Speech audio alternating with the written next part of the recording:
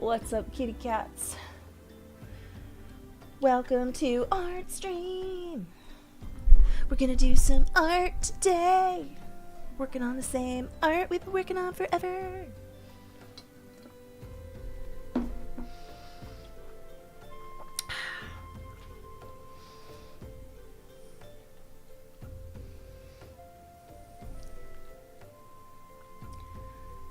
Let's see. Whew.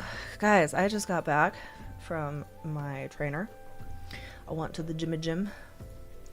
The Jiminy.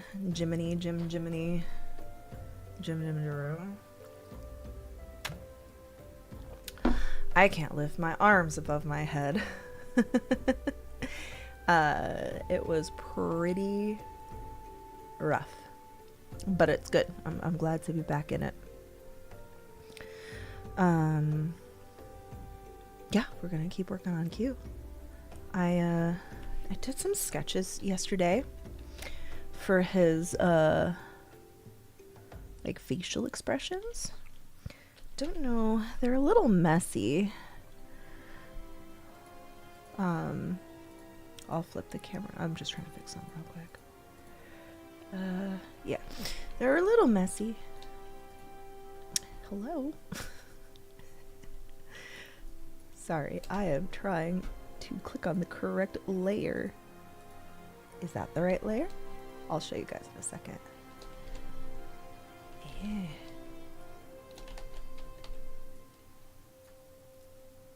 Here, I'll show you what I'm trying to do. How's everybody's weekend? Happy Friday.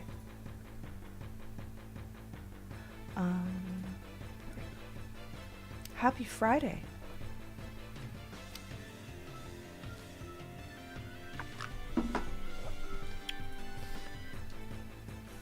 Why is it doing that?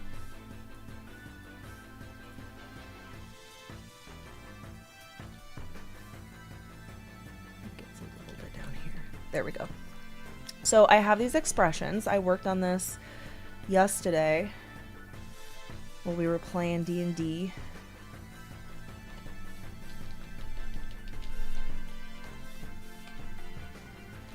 And yeah, I was just trying to get some, like, what are some expressions that this character might do while you're interacting with him.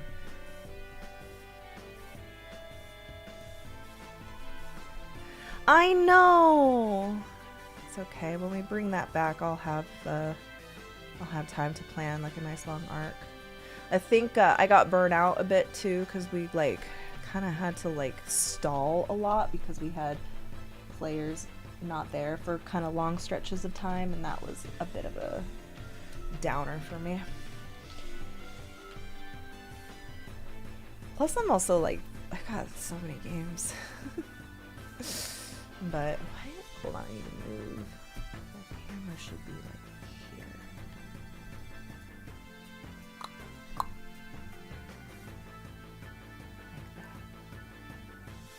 Sure.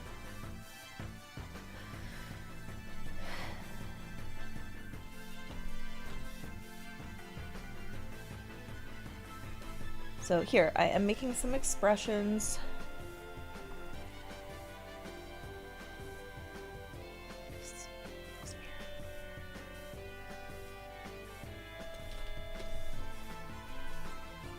I did these yesterday, but now that I'm coming at them with fresh eyes, I'm, you know, looking to make a couple of adjustments.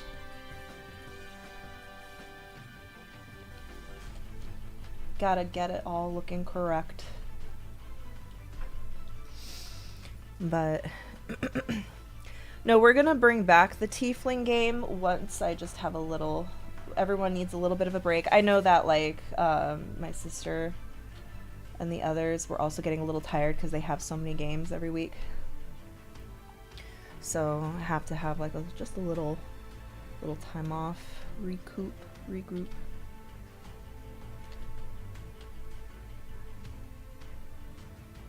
This eye looks weird.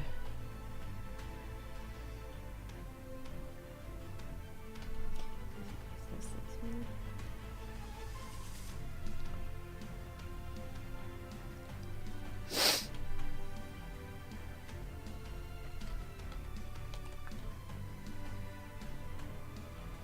Try to make him look concerned.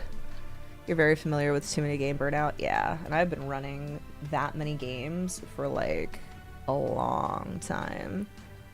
So I did get burnout, but it took a while to get there, so, you know, kudos to me, I guess.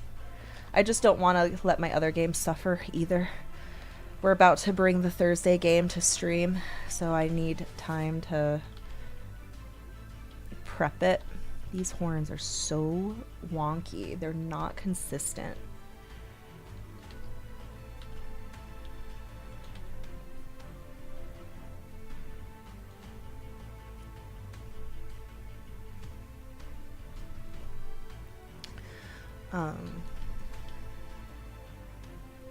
Whatever.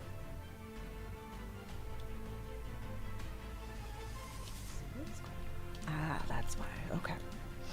Sometimes I need to fix things with guides. Let's do a guide.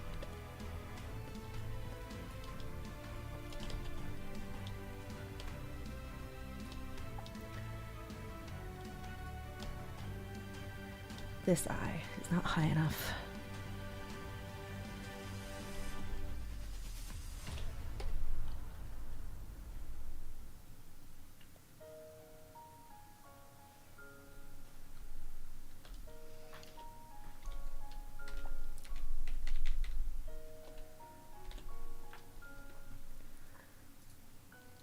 Wow!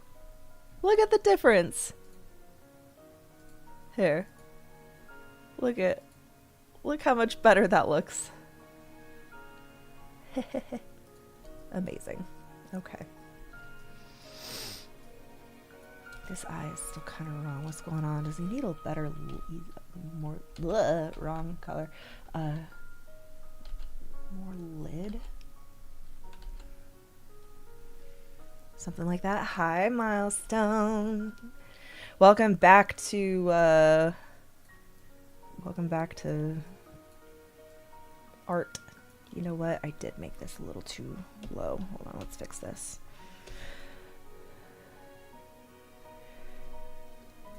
We're continuing to work on the reference sheet.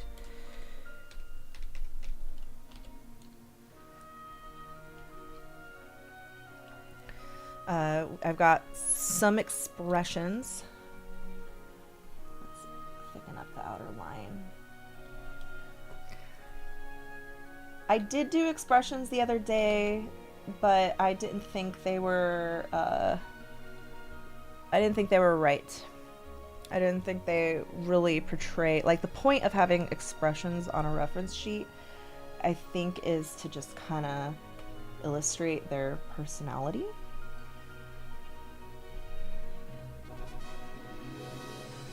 I think his chin is a little too broad here.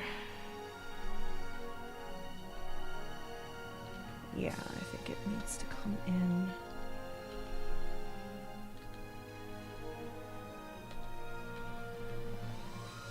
Like that.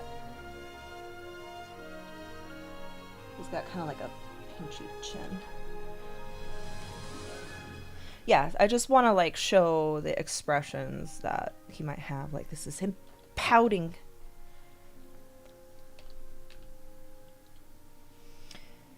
We got a powder. Hi, Code Warrior. How's it going?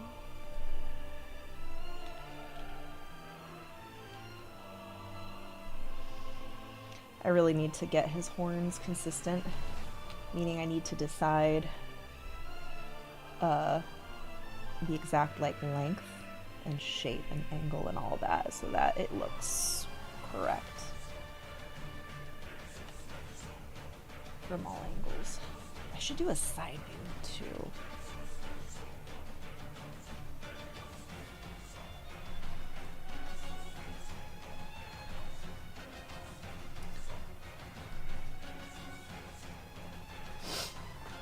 I just noticed I move a lot in my chair. It's a big screen. The screen I'm working on is this big, so, you know. Gotta move a lot.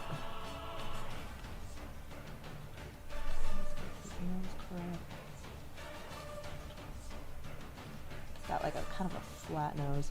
He looks a little bit like a shark. Like the blue and the teeth. I decided he has like sharp teeth. Gotta make sure that the Oni in him is recognizable, you know?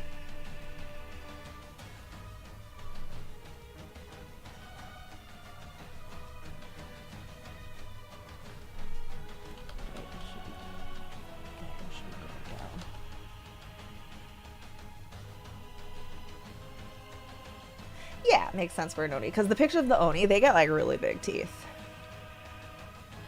I think when he's going scary, then maybe his teeth will like grow when he's trying to like intimidate.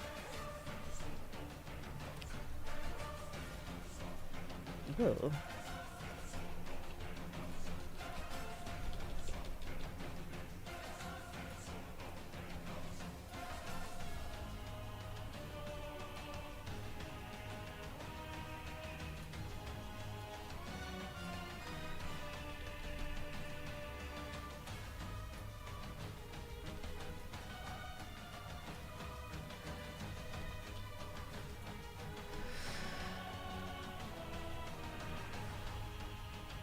His nose needs to be bigger.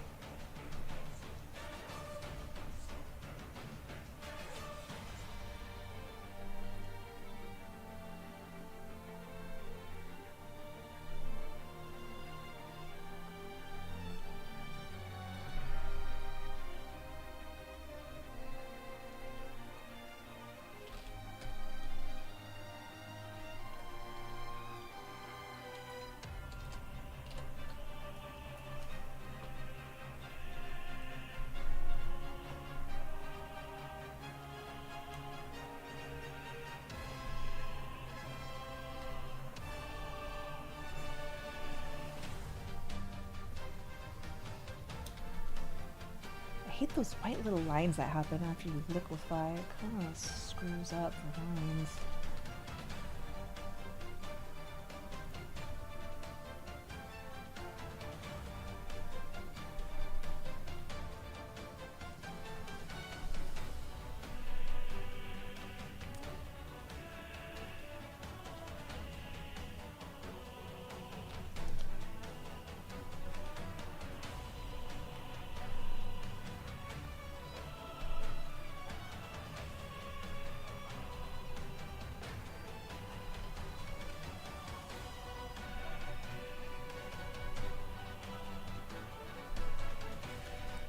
I should kind of listen to the music that I put on for you. What do we got?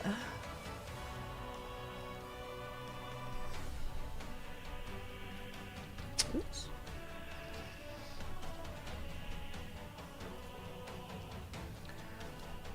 Let's do...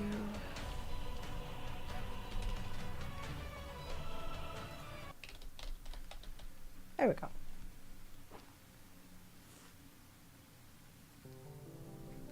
There we go.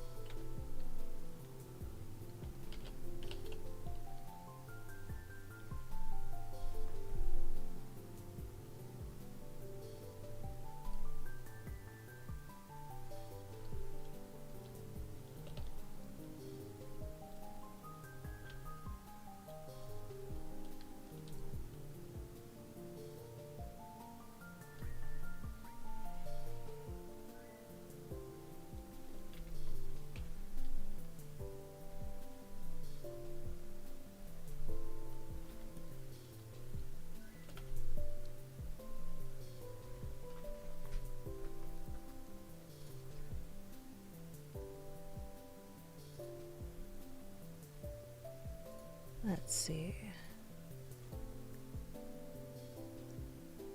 All right.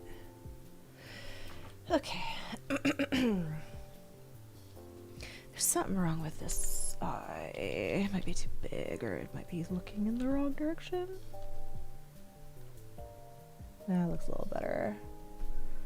So I find myself getting nitpickier and nitpickier. It's gotta be perfect.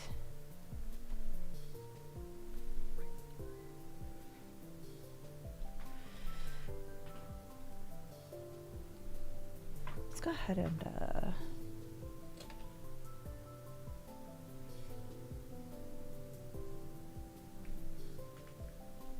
color these, I guess.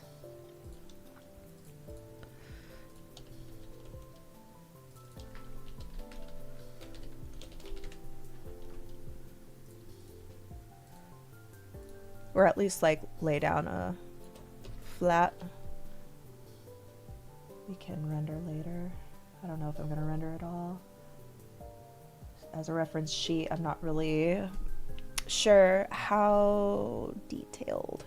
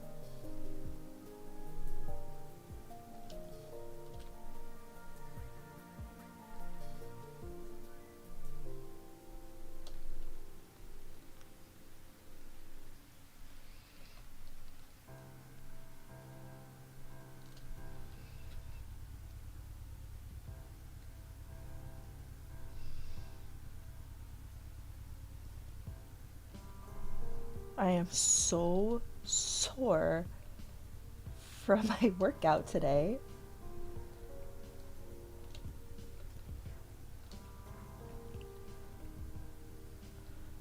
Oh, you know what? As soon as I fill this in, I have to go check on my sourdough. I started a sourdough loaf today, so I got some stretch and folds to do. I'm a little worried though. It's not getting bubbly, so I wonder if my starter wasn't active enough. I thought it was. I've been working on strengthening that starter, but dang, I keep fucking it up. Sourdough is hard, guys. I've been feeding this damn starter for months. And it's not doing what I want it to do. I think it's going well, and then when I try to make a loaf out of it, it's like gummy and underproofed. My timing might be off. I tried to time it right, but I'm still new to the whole sourdough thing. So I might have waited too long. I fed it last night with the intention to bake or to start working on it today, but I had to wait until I got home. We'll see. I'm about to go do some stretch and folds though, hopefully. You know, we got a while before the proofing's done, bulk proof. I'm gonna go take care of that right now, actually. Yeah, and I'm brand new to the sourdough thing. Let me go. I gotta do a quick round of stretch and folds because I have to do it every 45 minutes. So I'll leave it like this so you guys can see what we're working on.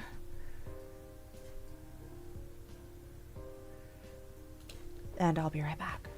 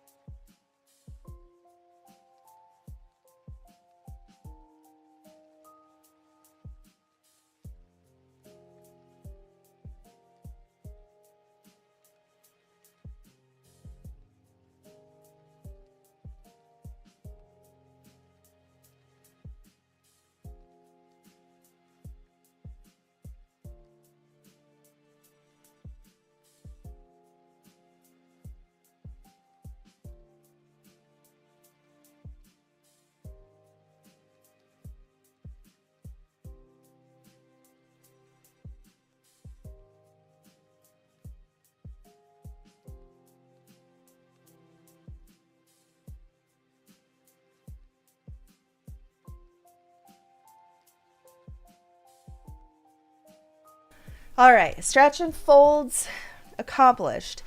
It feels a bit hydrated, but that could just be because it's still, that's just our second round of stretch and folds. I started proofing it at 9:30 or 9:45. 9:45, 10. So it's only been proofing for 3 hours. Definitely has quite a few more hours left in it, but we'll see. I don't know, it's kind of being a little fishy, fussy. Hopefully it won't be too bad. Last loaf I made was completely underproofed. It was kind of a failure.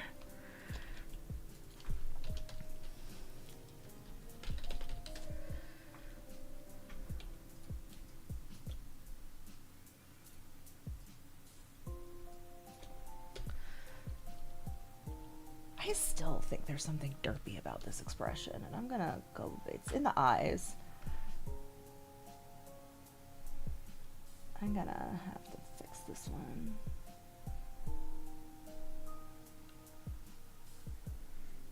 I don't like it. I like the smile. I don't like the eyes. The eyes are not giving what I want them to give. This is supposed to be a little bit of like an unsettling like grin, you know, like I know something you don't know. Or like, you can trust me. We're good friends, aren't we? What's up, Latif?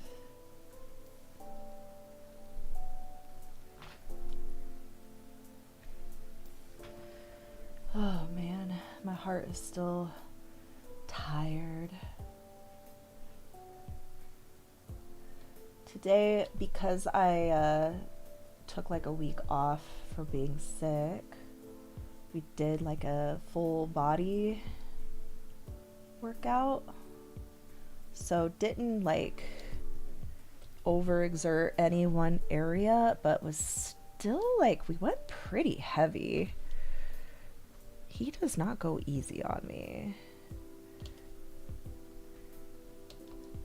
He pushes me because he knows I'm not going to complain.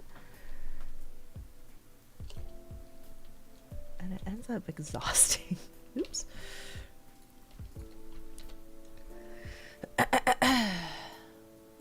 Ugh. How's the heat? I'll tell you what it is right now. It was chilly but humid this morning. It's chilly today because it's rainy and foggy. So it's 19°C this very moment. But later today, it's going to reach about 24°C. Probably. 76 Fahrenheit for those who use freedom units. Yes, this is like heavenly weather here right now. This is the this is when everybody's out walking, because it's finally cooled off. We can actually go outside and not like spontaneously combust. Dude, living in Arizona and going outside feels like being a vampire walking into the sunlight. Okay, let's get these eyes done. Let me find the picture that I referenced so I can see which direction the eyes are looking.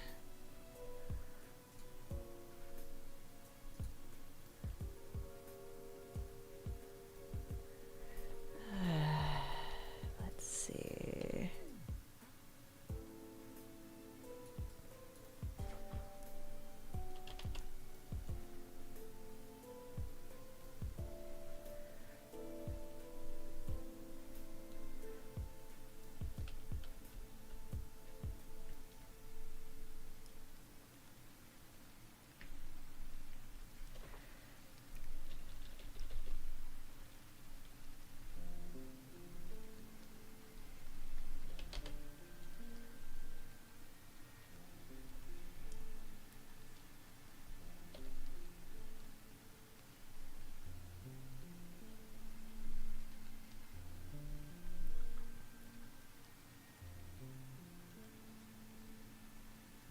better?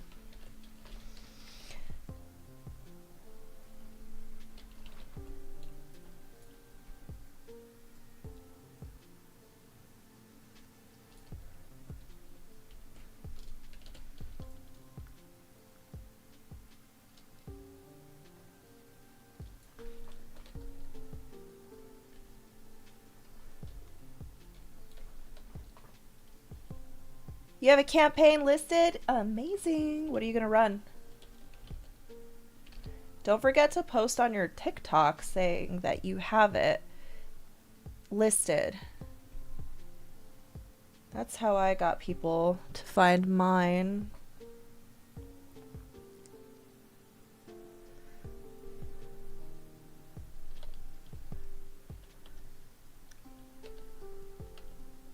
And in my Discord, obviously.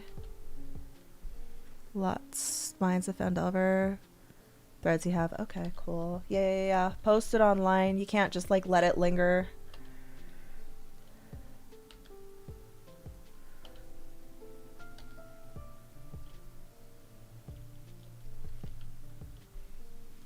Does that look better? Let's see.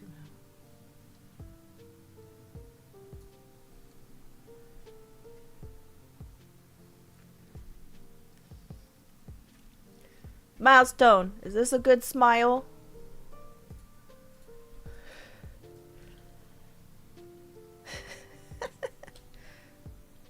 Is that good? Promote. I know. That's why I don't sell any commissions anymore, because I am too lazy to promote.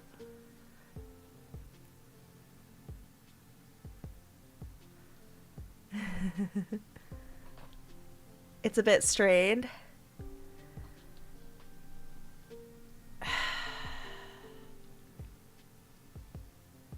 What can I do to make it less strained? Okay, I'm gonna just make a quick copy of this and hide the undercopy so I can fuss around, but go back. So maybe if I bring this in like this.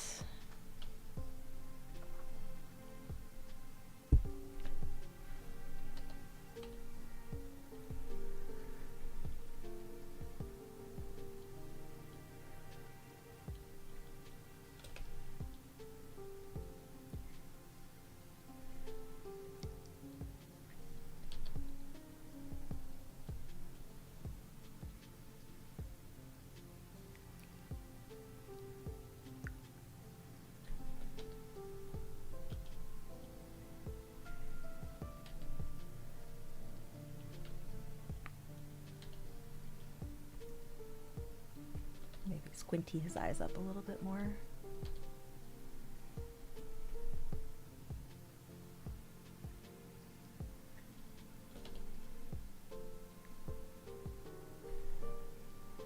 The lower lip is a tad too low. Oh, that's a good point.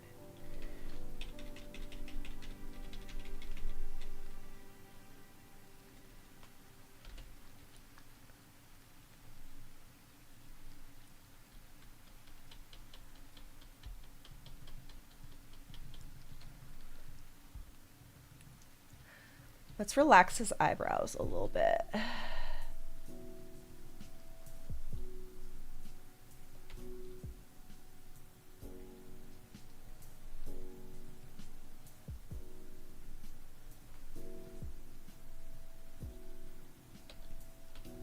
He doesn't have like crazy eyebrows. He just kind of has like little wisps.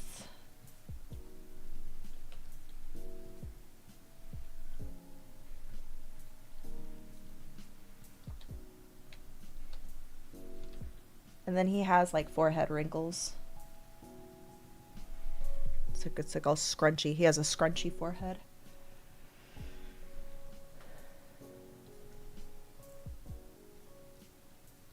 Eyebrow might be a little too high.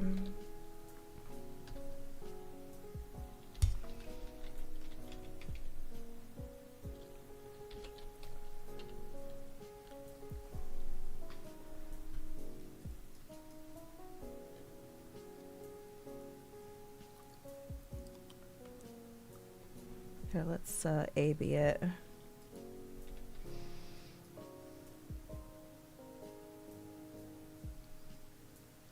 This is the new one, this is the old one, and I do think this looks more natural, actually.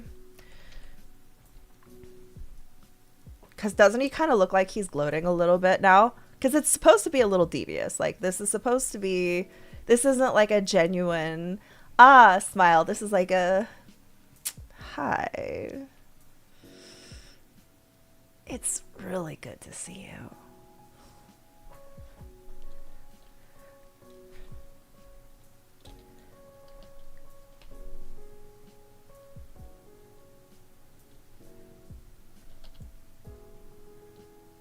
Kind of showing off his teeth a little bit.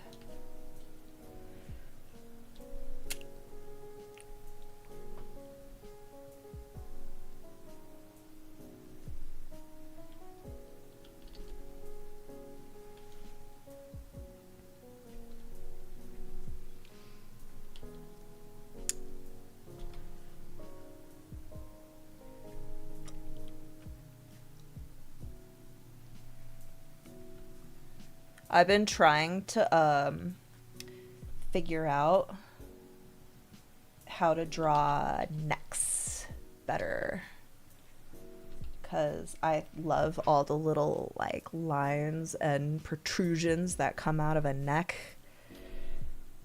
but they're hard. Like, getting it right is actually quite tricky.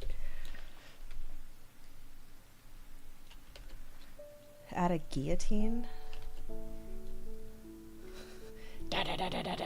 There. No, like, I like all the little necklines.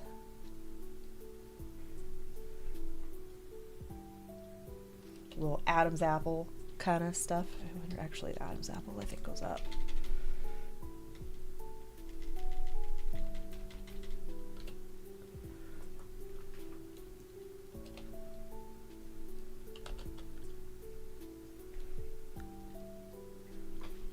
Go ahead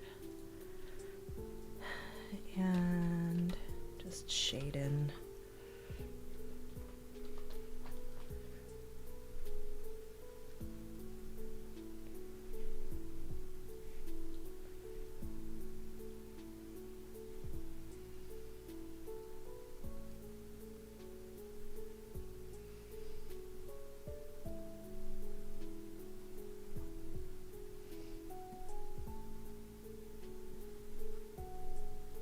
Oops, forgot to lock it. There we go.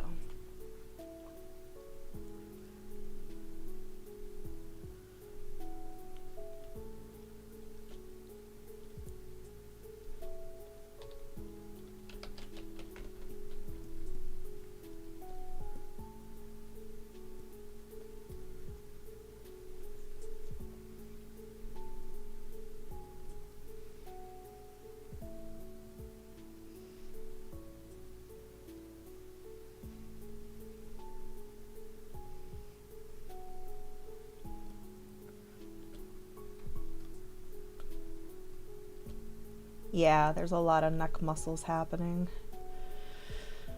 And I think if you can get it right, it just really takes it to the next level, in my opinion.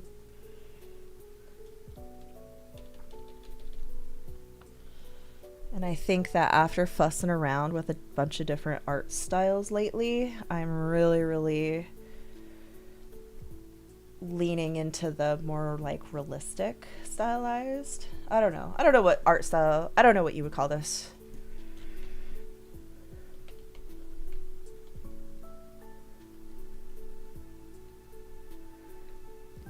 It's like pretty realistic, but still not like it still has some stylization, I think.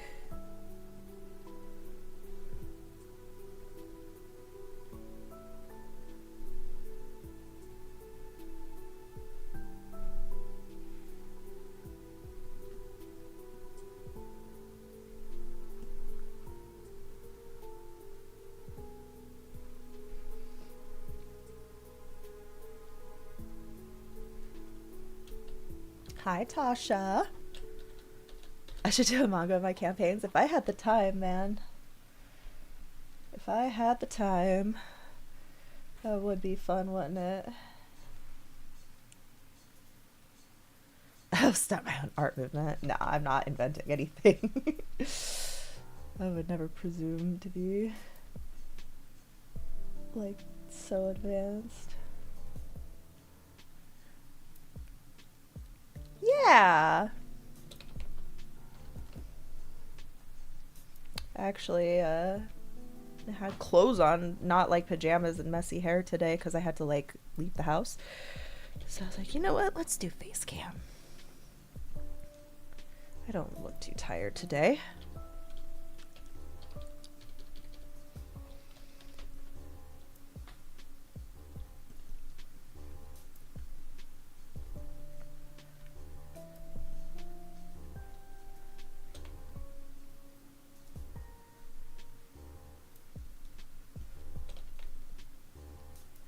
Tasha, did you ever have to talk?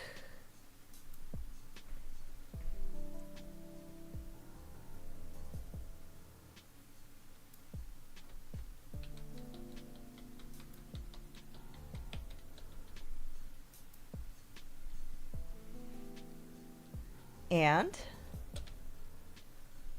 what did he say?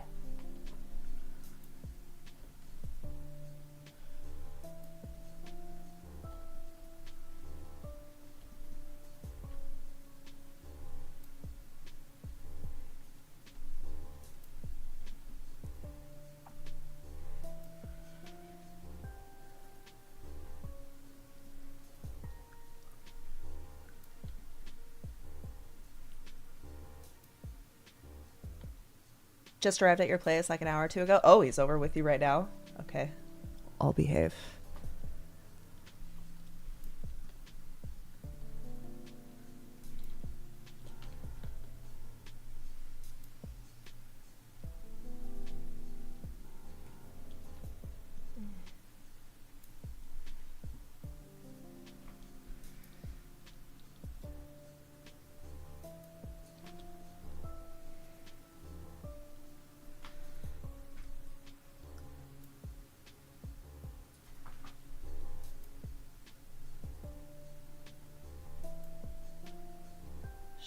Should I be kind to him and give him white teeth? Or should I be monstrous and give him yellow teeth? So he looks like a yellow teeth. Meh. Let's get white teeth. We'll be kind.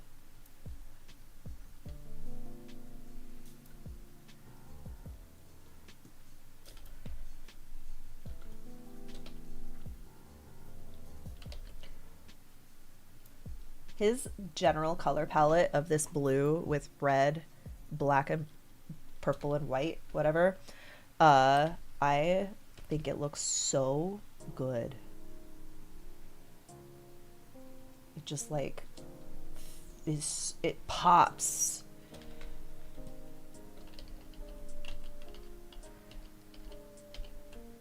Wow, what the floop? That was an accident. Yeah, but I love this color palette. Oof.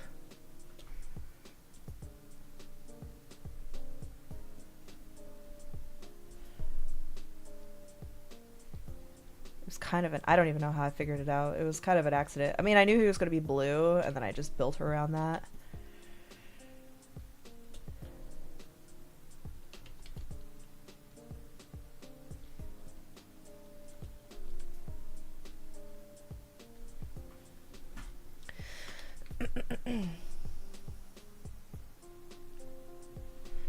I knew it was going to be blue with white hair, and then where it went from there just kind of...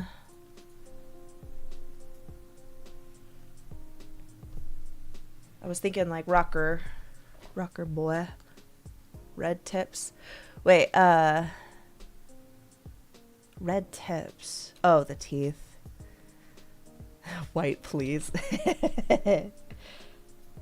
My new pet / boyfriend thing is not going to have yellow teeth.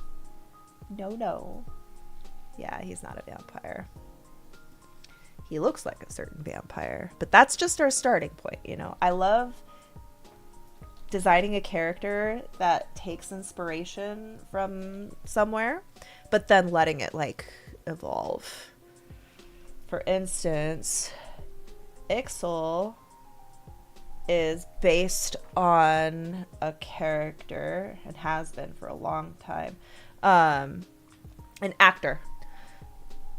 He's based on an actor that I just love his energy. And at first it was based on one specific role that he had, but then he was recently in another show and it's even more like Ixal, and I was like, oh, this is so perfect. So, but as he's evolved and like gotten his own like thing going on, he's like kind of taken on a life of his own, and that's kind of the point, right? You don't want him to be a carbon copy. You just need a starting point. I think his lips are supposed to be colored. Yeah.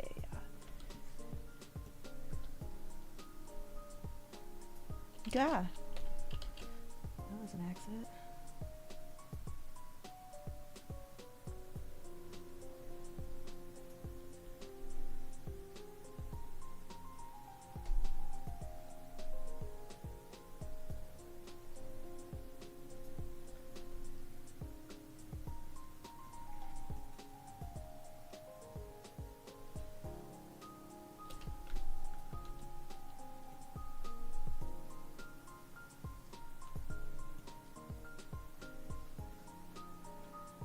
Yeah, you want to have like a starting point, but then take it somewhere, you know?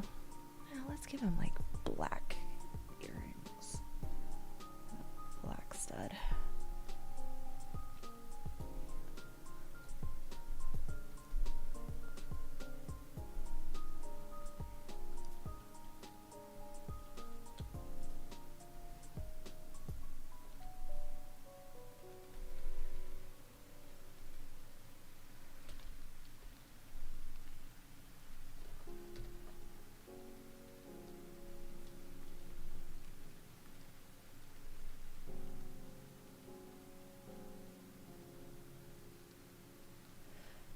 I think this like cell shaded expressions is actually perfect. I wasn't sure how rendered I was going to make these. I think this is the trick.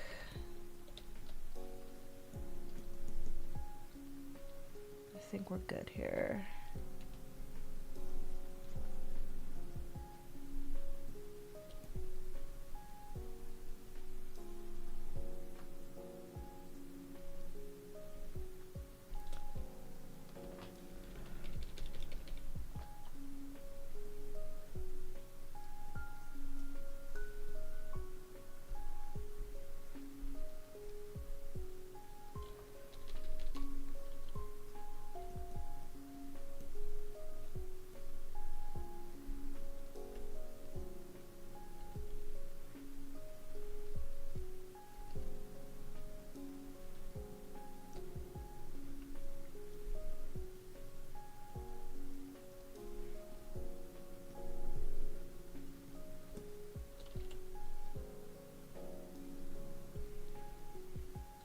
Let's give him a little eye twinkle.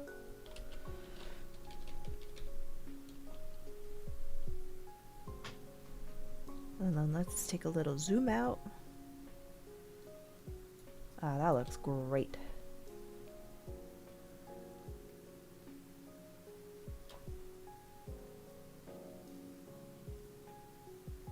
Okay. Oh, I guess I should finish my protein shake.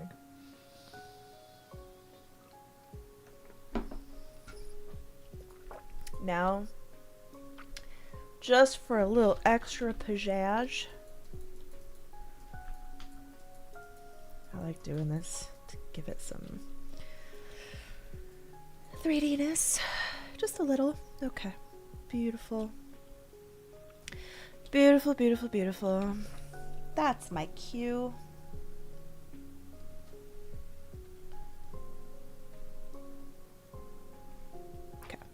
I think that's all we need to do for this one. Still need to get this guy. Our little pouty boy. Oh, I forgot to draw his little... He's got like horn earrings, horn jewelry. Because why wouldn't he? He's got a thick one and then a thin one. And then he's got a thin one over here.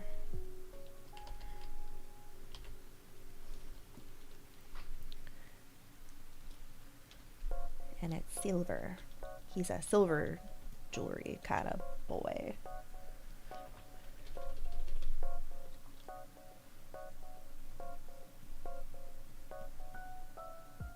What's the joke? What's the joke? Don't resist.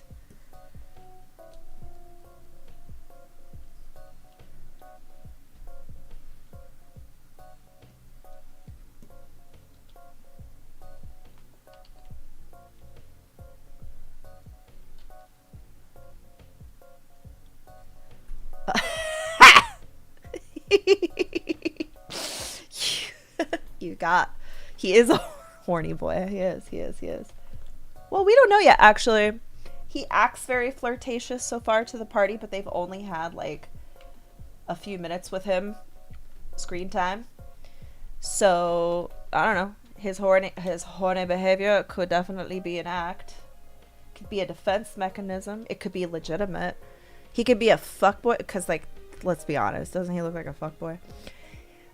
He could be a fuckboy, or he could be the most monogamous man you've ever met in your life. I guess time will tell.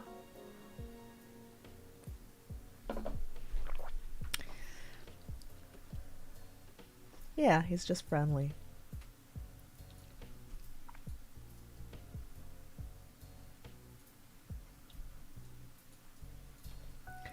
He's just a nice guy. He's never eaten babies before.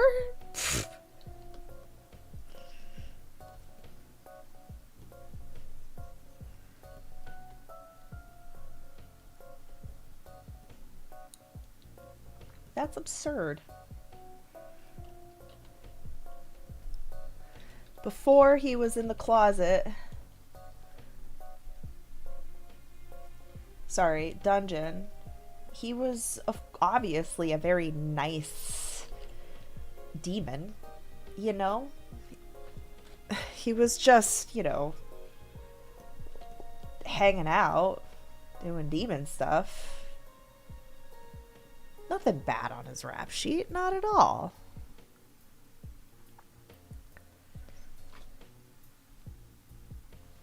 Did I...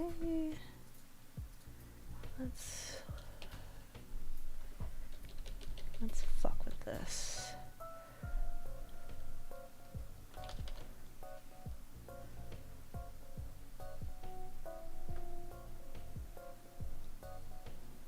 I'm actually working on his backstory right now. Not that you guys would ever find it out, but just in case you do digging. Or you get him drunk enough to share. I need to know what he was up to before you met him. Because literally in the module, all it says is he's an Oni, he lost a bet with the wizard, and has to guard his treasure for 1,001 years. That's all it says. Doesn't give me shit. It also says like he was disguised as the halfling warrior lady, which is so random, but we're going with it, man. Yeah, that's what he says. Don't worry, I'll give you guys some shit to dig out. Yep, he is all mine to create. I've done that before, where I get like just a smidgen of a character and then I just completely take it and I make it my own. There's several NPCs in Out of the Abyss that are like that. My Dragon OC Shiny, you know, this girl right here, that is based on a potential NPC in Out of the Abyss. It's the red dragon that hatches from the egg you get if you keep the egg from Thumberchad.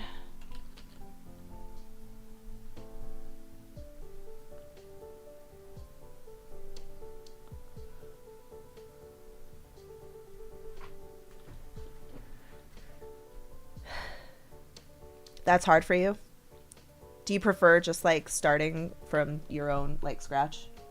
I'm really good at like working with prompts.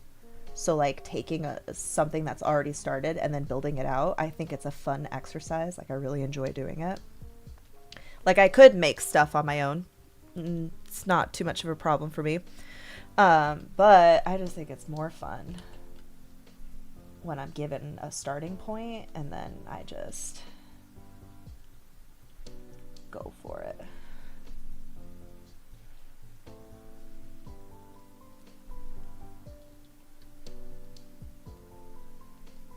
I know I said this was done, but here I am fussing with it some more. It's an issue for you? Aw. Well, you know what? You're good at other stuff, though. So, like, everyone has their strengths and weaknesses. Like, you're pretty thorough with a lot of the lore that you make. I am really good at starting, and then I'm weak with the follow-through.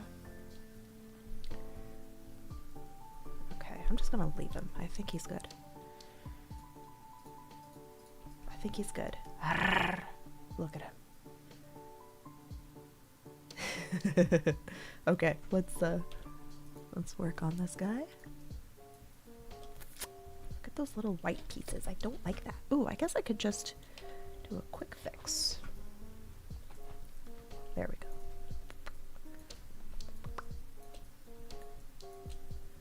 Better.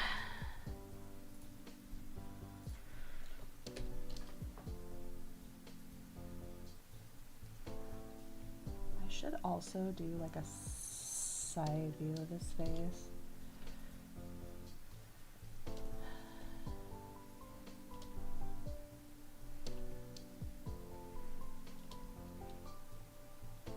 Am I familiar with Lost Mines of Phandelver? Yeah, it was the first D&D campaign I ever did as a player. Made my character rhyme. Honestly though, I actually don't remember a lot about it. It was so long ago, and I don't remember like the story at all. And the DM we had wasn't great. It was his first time DMing though, so I'll cut him some slack. He just was inexperienced.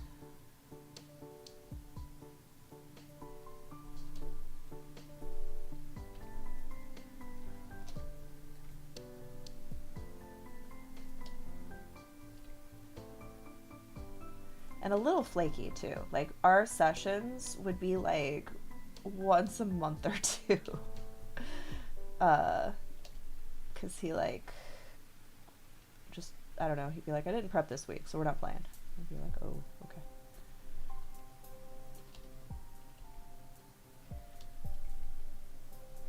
He also didn't, because he was new, he wasn't like letting us be super creative. So if I wanted to like there, I was playing a half orc. There was like a cave of orcs, and we were just trying to decide to how to like approach it. And I thought it would be funny to try to like create a diversion where I go out and I'm like, ooh, I'm just a lonely little orc woman. Somebody help me, I'm lost. To try to like divert them. But I don't know. He just like says, all right, well, they see you. So now you're all in combat. Roll for initiative. And I was like, oh, that wasn't fun. Thanks. Oops.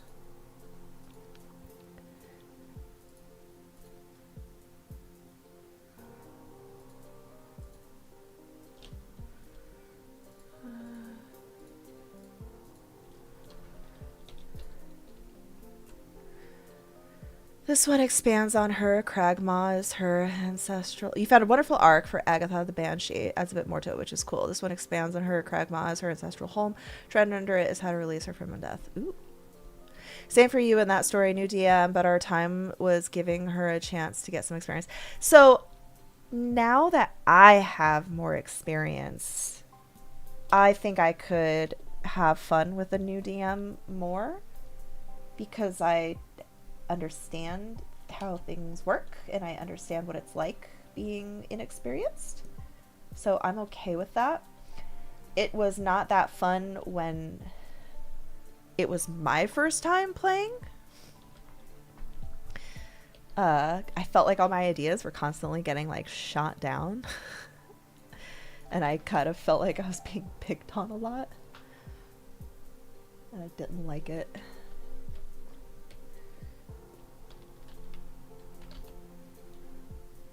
But because he was always not available to play, I was like, you know what? I'll be the DM. Because I know I'm going to be here every week. It's my Twitch channel.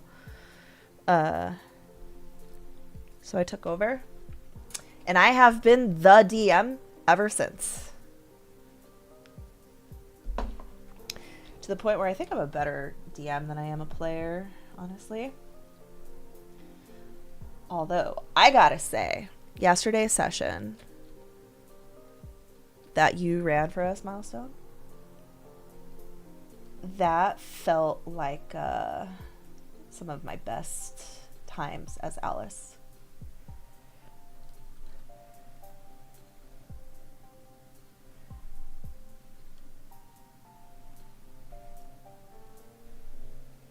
That was a lot of fun.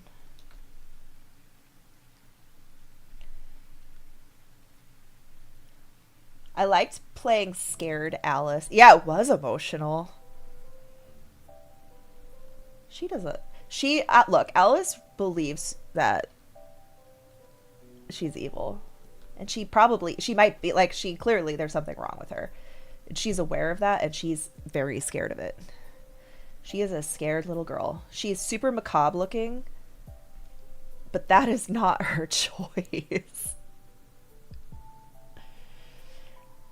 That is not her choice. She does not want to be like that. She wants to be a pretty little girl that wears pretty little dresses and has pretty hair and eats cupcakes and has birthday parties. You have ideas for Alice? I'm going to share with you more info on a certain thing in her backstory. That way you can torment Alice some more. Yay! Wait, shadow is on this side. Okay. I like forgot my shadows. Here, let's just block. Let's just do a general shadow and then I will carve out the details.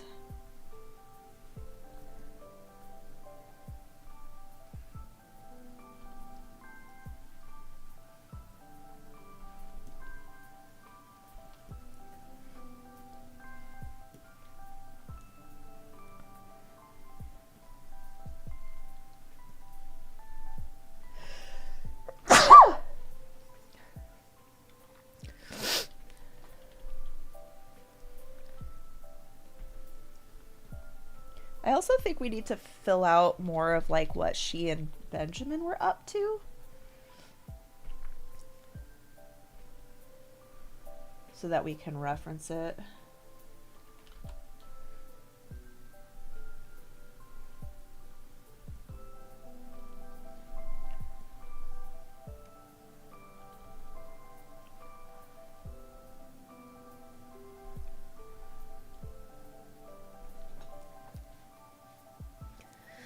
Yeah. It was, look, I normally wouldn't be so like picky about that kind of thing, but it was so intense that I could not understand anything your sister was saying because the delay echo was interrupting her. So I was like, I like missed the entire character description.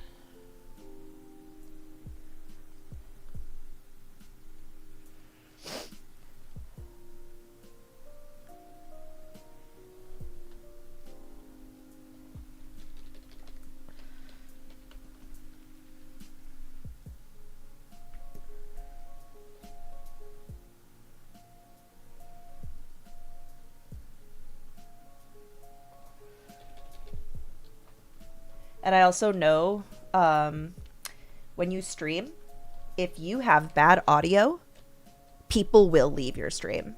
They will forgive bad video. They will not forgive bad audio. It's because it's irritating. People come to streams to relax and watch and enjoy. If audio is bad, and what I like anything, if you have a loud fan in the background and it's just if you're cutting in and out and they can't understand you, if there's weird echoes, people will not stick around and watch your stream. That's one of the most, no, it is the most important thing. Tech-wise. Yeah, that's good. No, the one-sided audio, that you couldn't let that fly. That would have been just like, there would have been like literally no point in even streaming.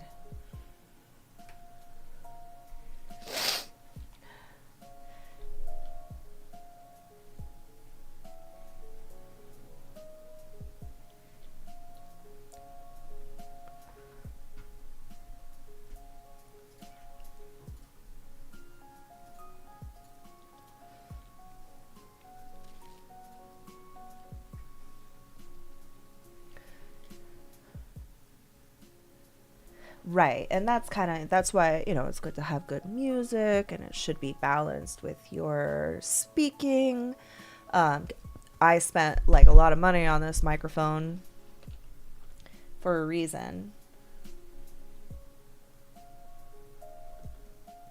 And that's why if like someone points out that the audio on my stream isn't good, I will like stop everything to fix it.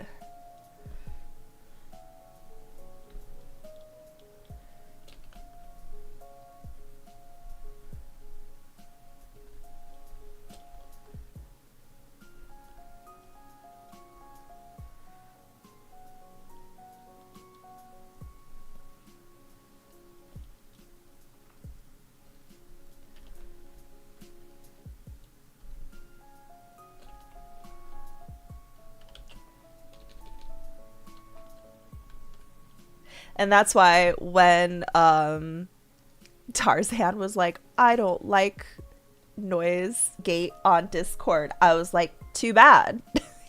You need to put it on.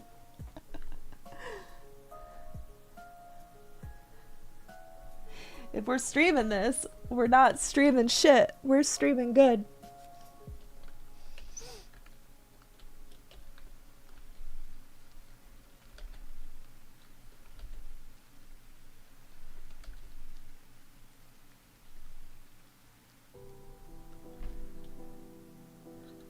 It's been bugging you for like 10 sessions. What, the open mic?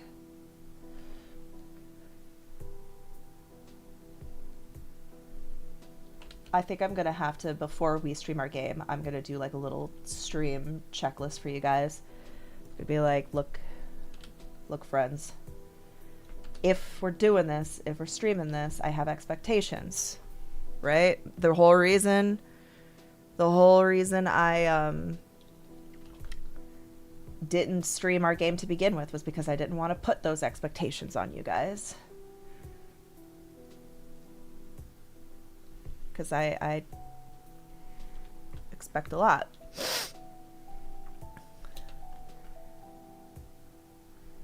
If the stream is bad one day, then those who stumble across it that day aren't coming back the other days, you know? Bad impressions will lose potential viewers like forever.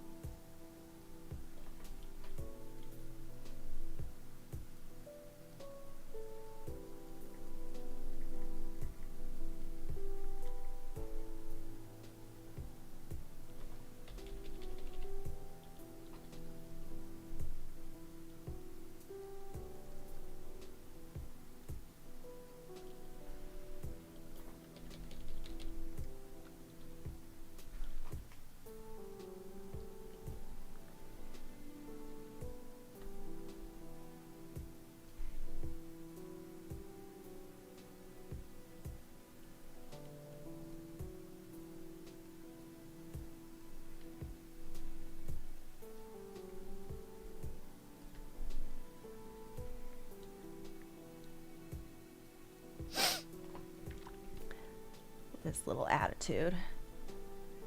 Q is being told that he has to fix his microphone, and he's making a face. I don't wanna.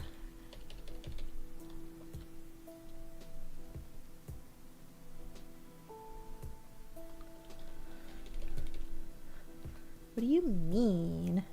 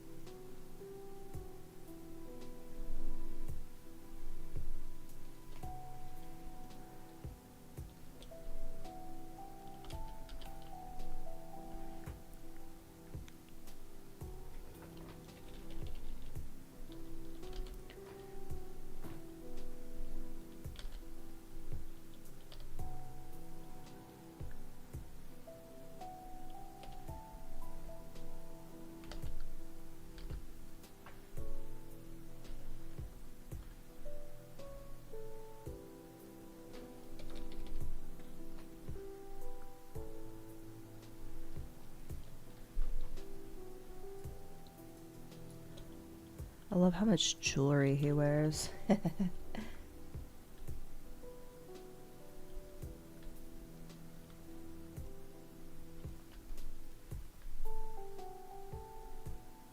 I love a good bejeweled gentleman.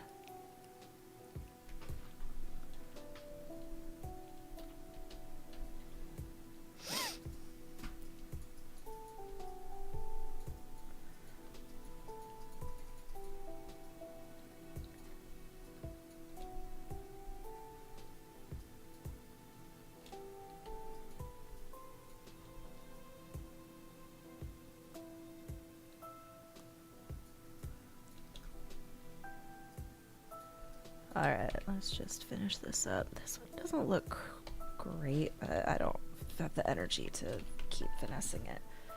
So let's just get it in.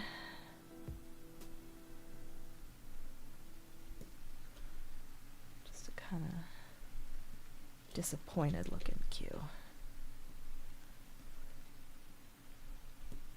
Is it because his nose is too small? I think so. I can fix that. That's not too hard. Give you a bigger nose, my guy.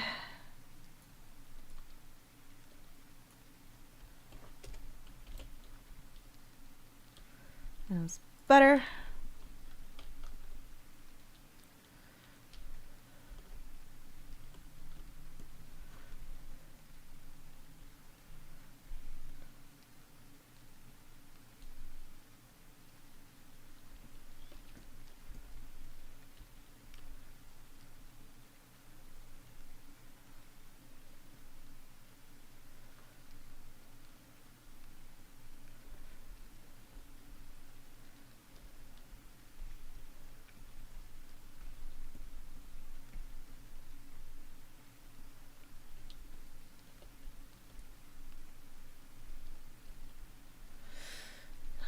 You know what? I think I gotta do another set of stretch and folds.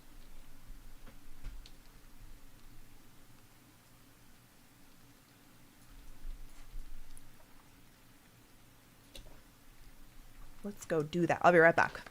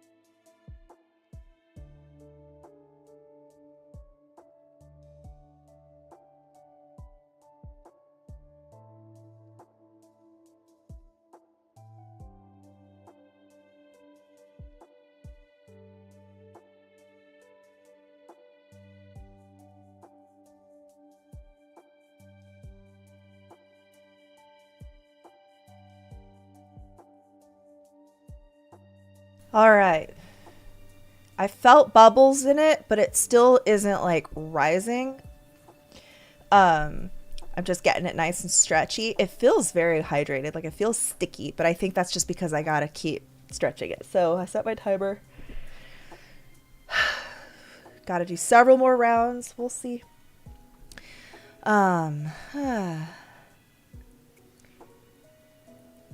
Well, the last time I tried Milestone, it just didn't, it like was underproofed and it ended up being gummy. So I spent a week strengthening my starter, and we're going to try again. I've been watching lots of videos to try to like figure out what the fuck to do. It's hard.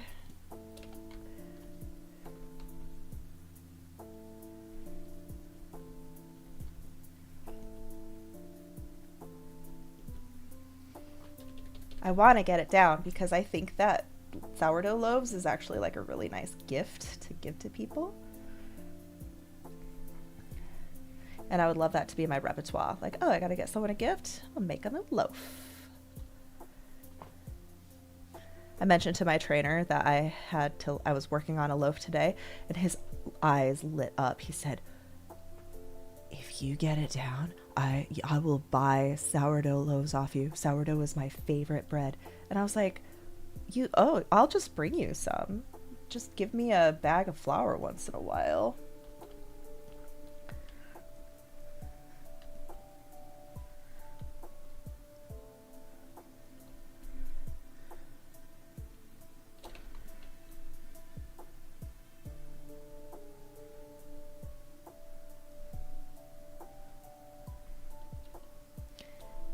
I want to make them pretty too. Like I got the little scoring knife.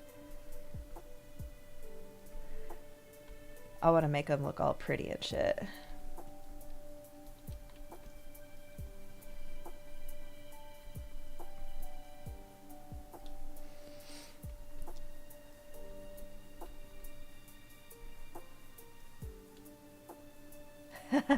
Sorry.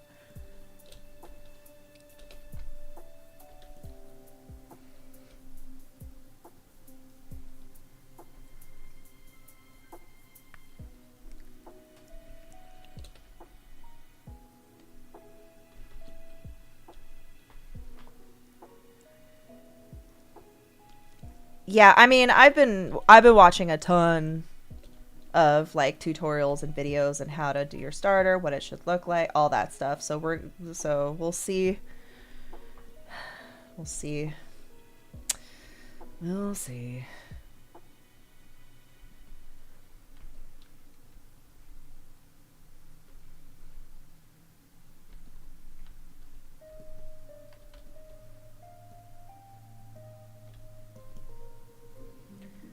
It's one of those things that you gotta practice it. Pawn hasn't baked bread before and you're not allowed in the kitchen. If my husband would enter my kitchen and make something, I would be ecstatic.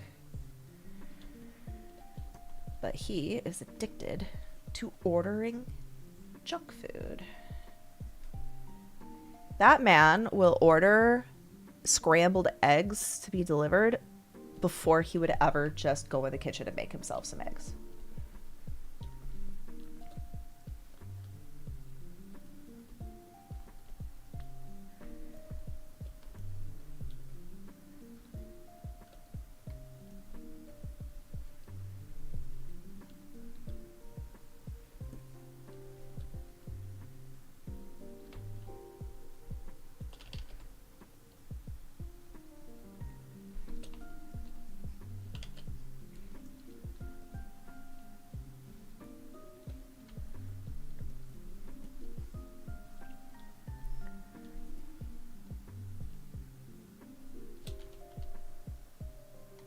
He's been doing good.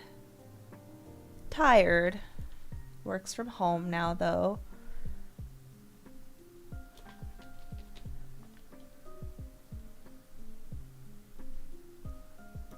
He's sending me to a 2-night stay at a spa resort as my Christmas present. I go on Monday with my sister for pool and massages and our own room. Yeah, I mean, honestly, I see him about the same because he works the night shift. So I see him for a couple of hours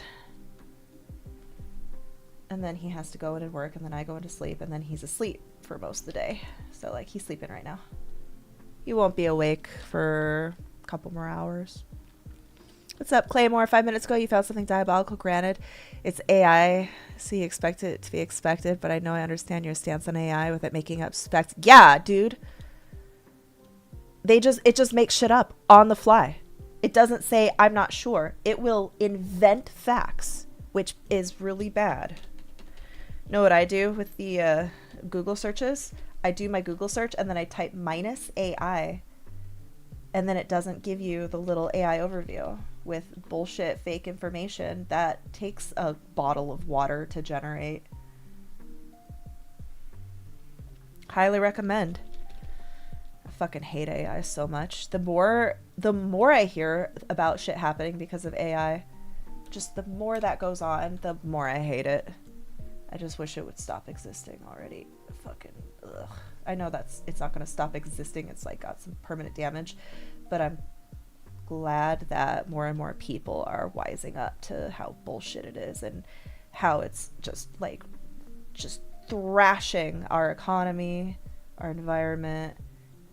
It is fucking thing. It is like crazy how much damage it's doing to our society, making people stupider.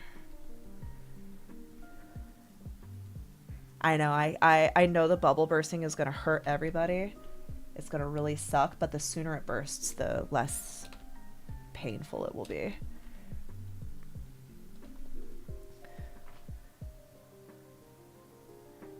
You don't have to bother.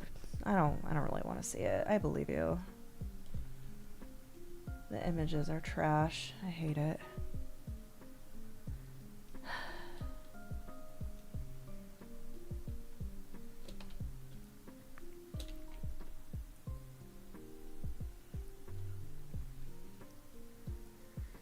It will ruin my day if you show it to me. We'll just say that. The RAM, yeah. The our GPU's still in a bad spot.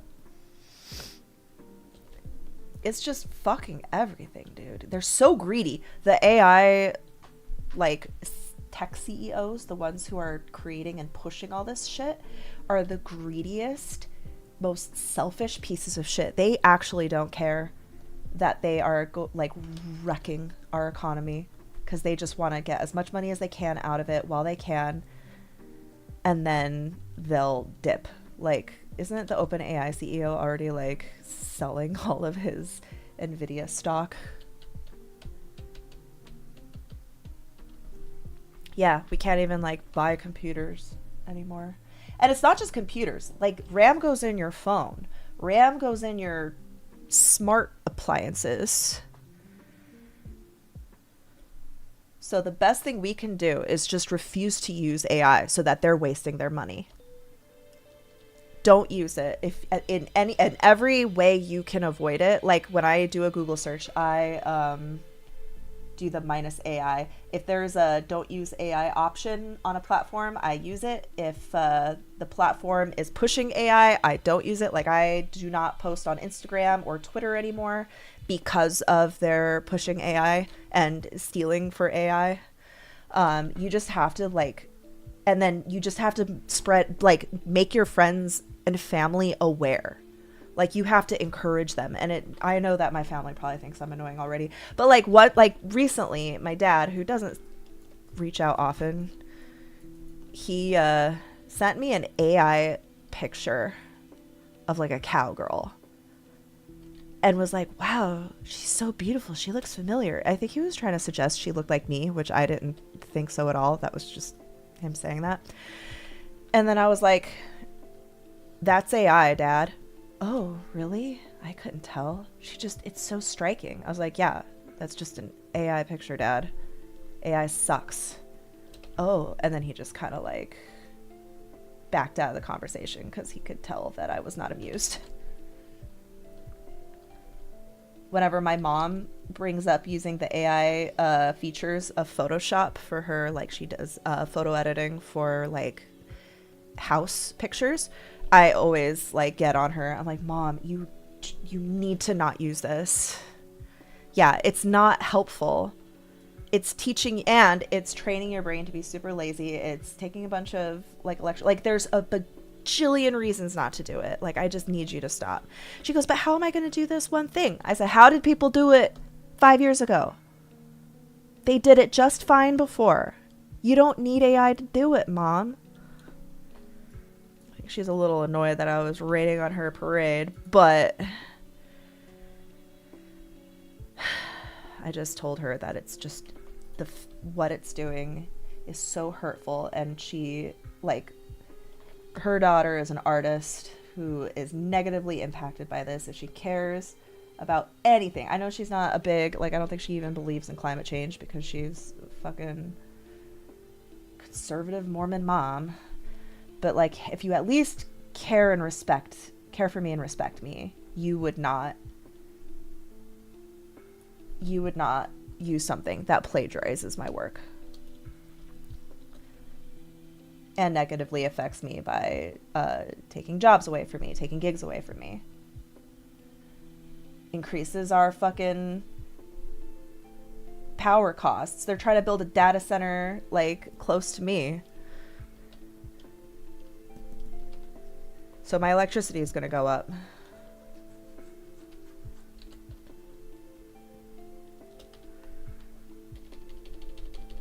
But yeah, so you kind of have to be like annoying with your family and friends. Convince them not to use it. It's hard, but if you can do that, if we can successfully make using AI the very uncool thing to do, less people will use it, and then the fucking bubble will happen. It's hard to guide family and friends. It is hard, but it's still important, you know? And if you don't want to, like, there's different ways you can try and encourage them not to. If you know that, like, lecturing someone isn't going to work, then you can just make it as uncool as possible. If they ever bring up AI, like, oh, I just generated this thing, look, I literally just say, I actually don't support AI and I don't want to see it. That's cool for you, but I'm very not interested in seeing your AI family portrait. Something I do, like I take art commissions in my terms of service. I say no references for AI, and if anyone shows me something that's AI, even if they didn't know it was AI, I point out, hey, just so you know, that's AI. I don't want to look at it. It's AI. I'm not interested.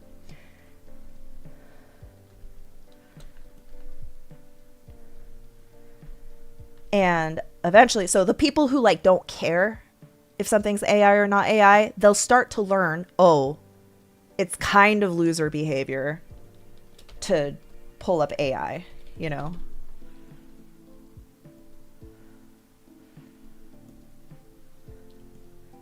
That way you're not like lecturing them. Like, you know, like let's pretend, well, you know, it's like if someone picks up that certain behavior or thing is uncool and they don't get a positive reaction when they participate or show, they're less likely to do it. So, yeah.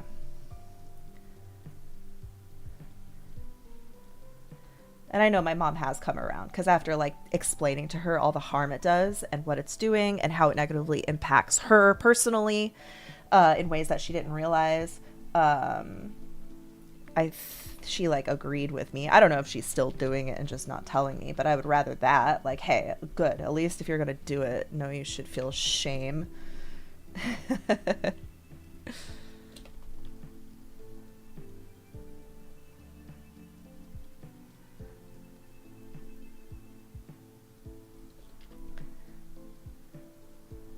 But at the very least, I have my own community online, and I can I have the freedom to and the privilege to create an AI free zone.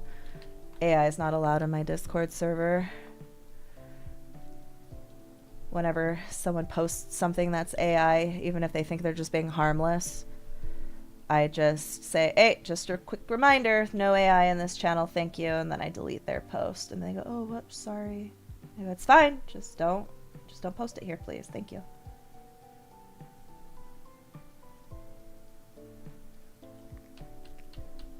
Yeah, I think it's the best way to do it. Oh, whoops, sorry, hold on, let me allow that for you. Yeah, it is loser behavior.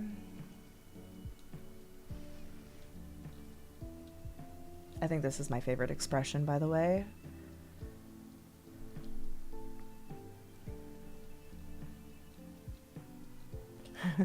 No, it's a little funny, though. If you hear anyone has followed wrestling in a particular WWE, you would have heard of the ANIOAI. I don't know what that means. The extended family of The Rock, and Roman Reigns. I never generated it, and I just found it. And said tree was none other than John Cena and Luchador. I'm not trying to... So here's the thing. I don't know the context of that. And honestly, yeah, I get it. You got information. It wasn't real, and that's disappointing.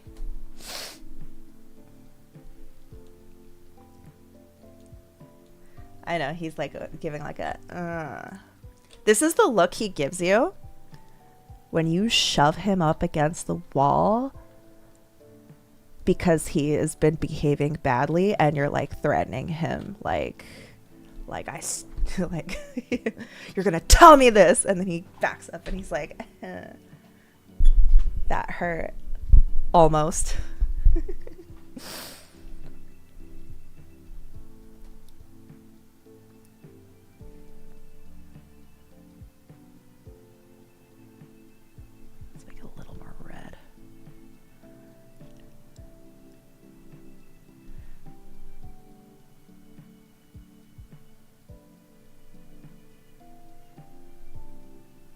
Not be the right color for a tongue, but we'll figure it out.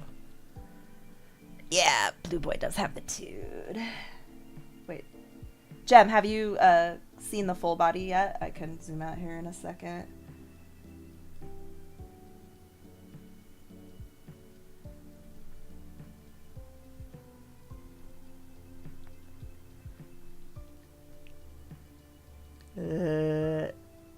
be a little bit more red.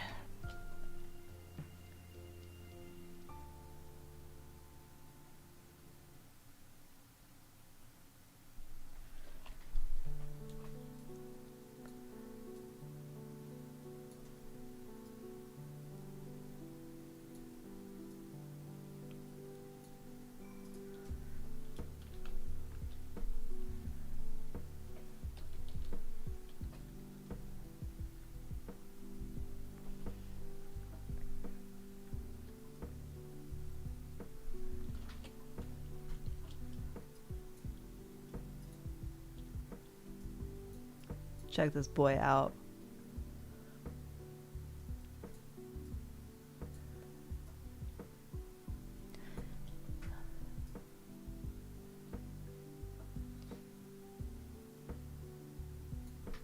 I think I made his tongue a little too detailed. Let's calm it down.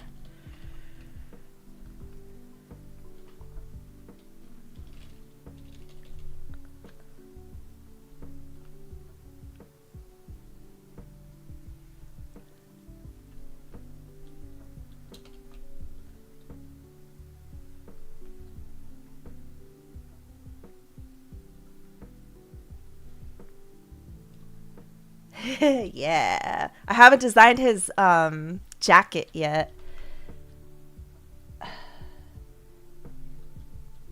But he has a jacket too. A situationship with him would be worth it. I love that you put it that way because he does look like a situationship kind of guy, doesn't he? Someone to play with. Someone to have some fun, some flirty fun with. It's not gonna go anywhere, obviously. It's just, you know, it's just innocent flirting. Not so innocent. What's also really fun about the dynamic of this is the party is much stronger than he is. Like from like what level they're 10th level? 10th or 11th level? I can't remember. And he's an Oni, which is only like a CR 4 or 5. So any one of the players could murder this guy. No problem. He's like he's tough. Like he could take on like bandits and shit. Like he's dangerous to a certain level. But the party is much more dangerous than he is. And he knows that.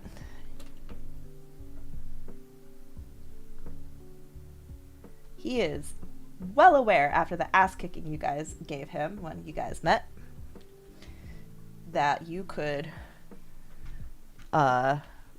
destroy him without even breaking a sweat.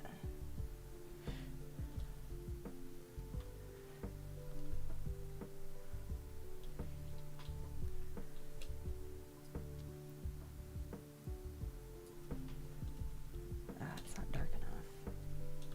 I might have to retry.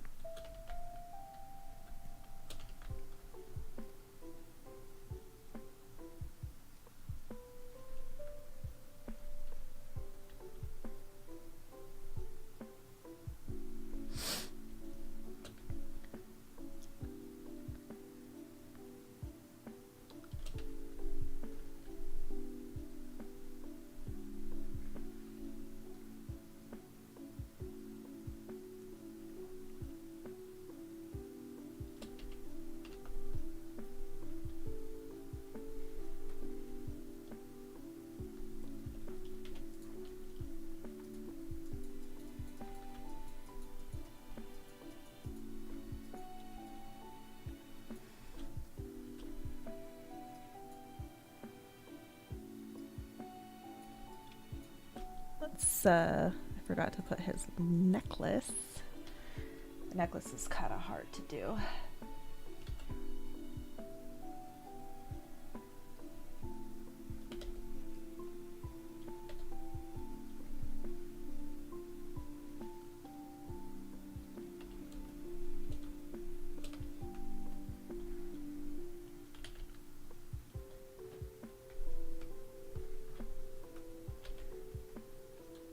Just a simple silver chain.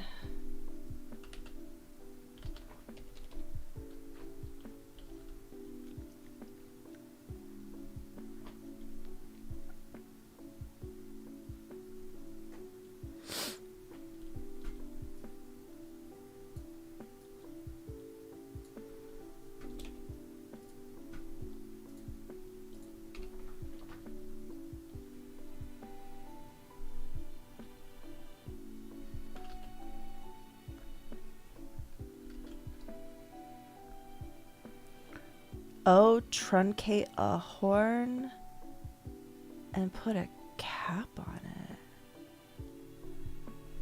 Oh, like give him a horn cap? Is that where he keeps his cocaine?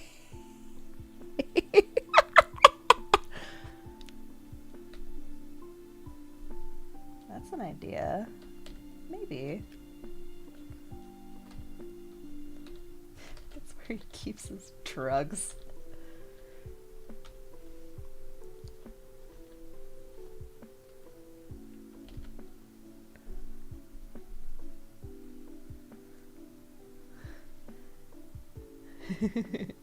Yeah, this guy is definitely hooked on substances.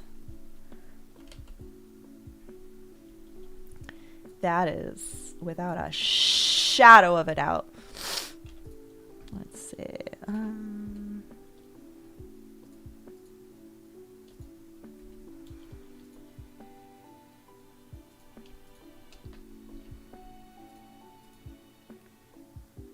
Where's his necklace? Oh.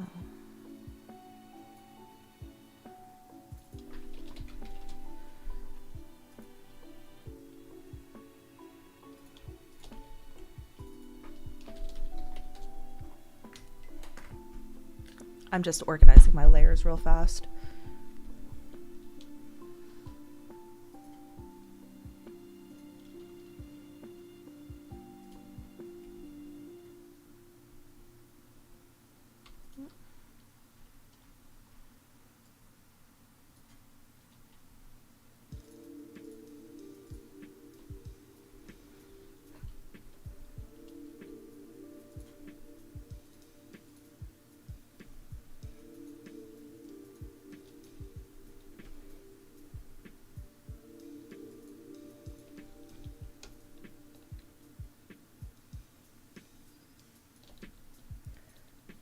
All right, we got our 4 little expressions. I was gonna redo this because I think it looks a little wonky. Gotta get this horn right. This horn is really giving me trouble.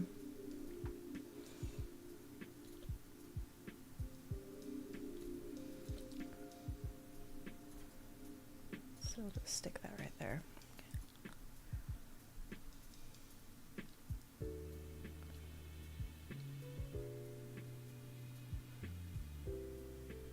Yeah.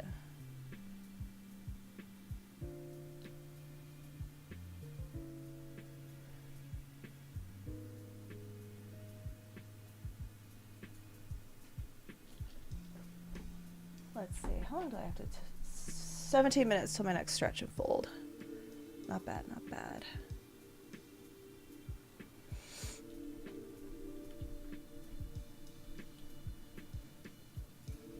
Now let's work on this.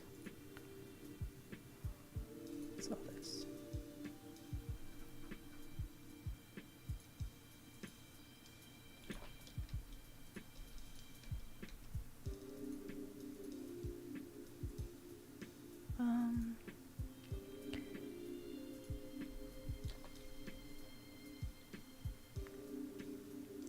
Yeah, I'm gonna try to ink this again. I tried inking it the other day and I'm not happy with how it looks. So I'm just going to try again. Different brush. Oof, it is hot in here. Hold on, I'm going to get a fan.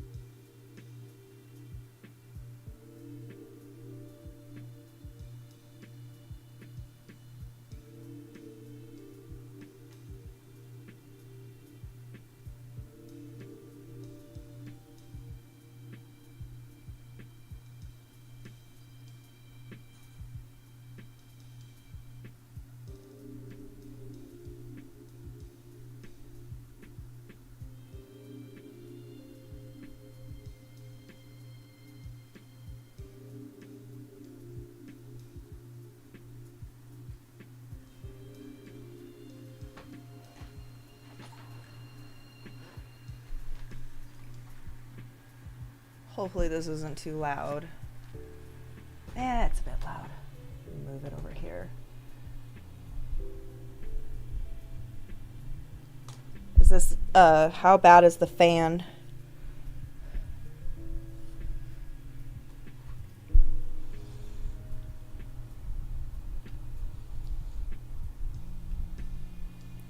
I can turn it down if I need to. I just really...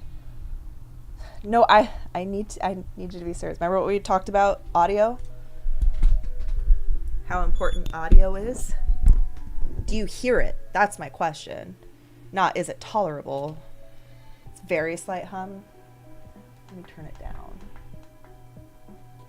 Okay, this says its lowest setting.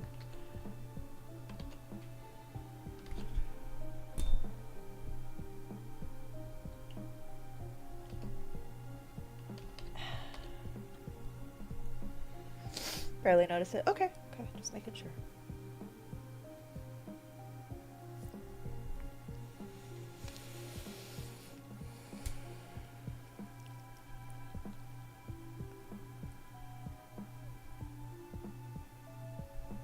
Where do I want to get started?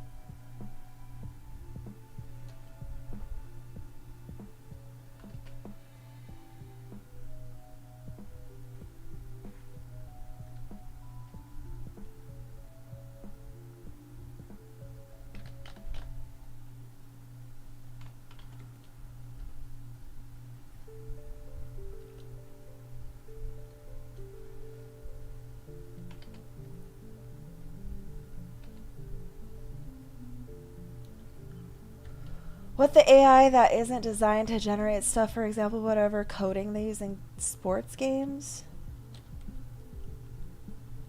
Wait, are you just talking about like the AI of the NPCs? That's not the same thing. That is just programming. That's not at all what the problem is. The coding they use in sports games doesn't require data centers that suck up water and electricity. It also wasn't created by stealing. They're completely different things. Nothing to do with each other at all. We're talking about generative AI specifically. That's the problem. They don't use anything like that. Nothing like that. We're talking about like OpenAI, Midjourney, Gemini, the model where they had to scrape data from the internet without permission, without compensating the authors and artists to train their models and then just unleash it on the world. Completely different thing. Has nothing to do with each other.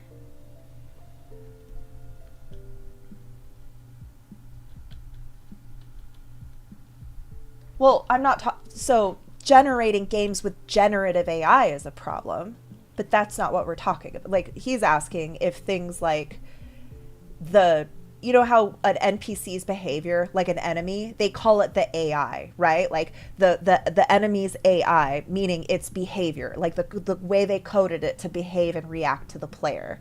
Yeah, that's nothing to do with generative AI.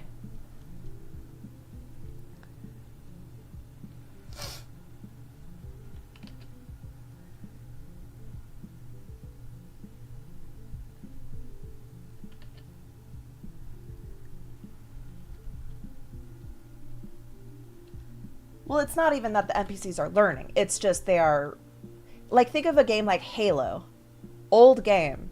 When you come across the NPC, does it shoot you? Does it take cover? Does it wait for you to come out? Does it come out and attack you? All of its behavior is controlled, like, is programmed, and they call that its AI because it's artificial intelligence. Generative AI isn't really AI. They just took that word.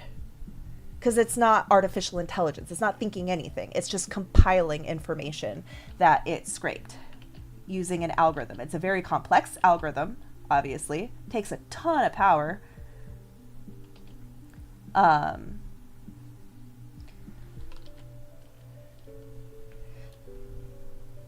Yeah, I don't know what's going on there because I'm not paying attention to like gaming technology. But we're talking about generative AI, you know, text, language models, art models.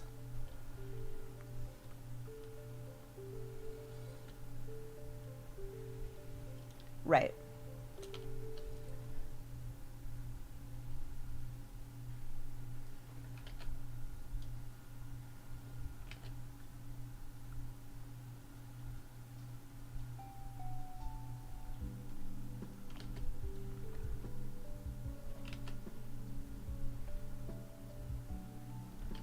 Doing his forehead is so hard for me.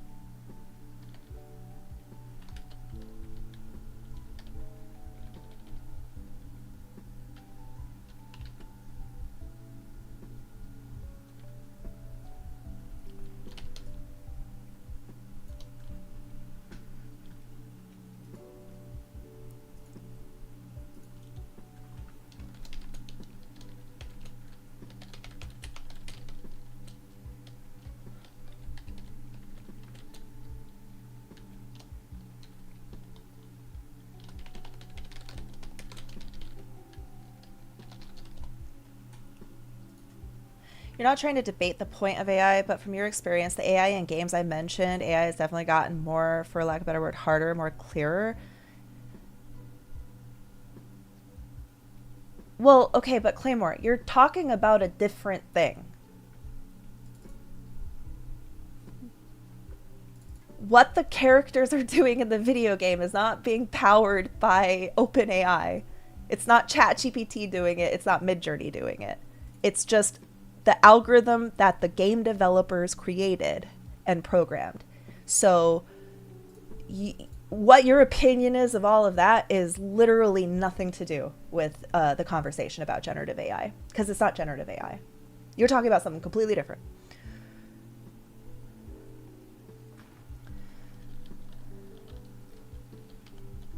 I don't think there's any controversy around creating NPC behavior in video games. Yeah, well, that is the original. We always called that AI. That's back, like I said with Halo. We've been calling it that since the beginning of video games. Not the same as generative AI. It's not even in the conversation. It is a... trying to think of an example. It's like if I was saying it's really controversial, or I'm like trying to give advice on how to train your chest muscles in the gym, and then you come and then say, well, what about like choo-choo trains on the railroad? What about those kinds of trains? It's like, it's not this, it has nothing to do with each other.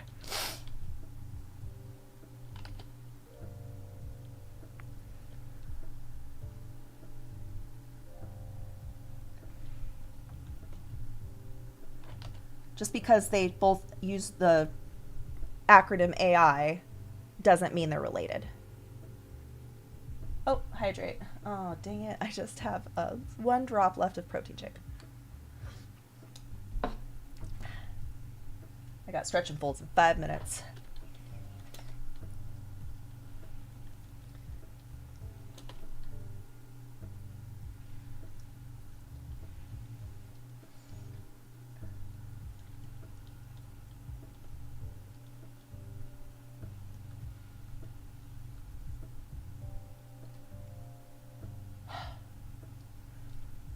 I'm afraid if I keep going, I'm just going to ruin it because it looks so good the way it is.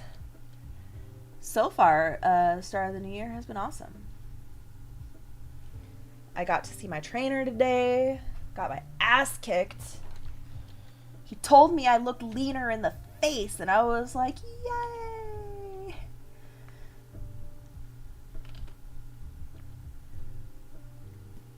Now, he could just be saying that to me because I pay him, but it was still very encouraging.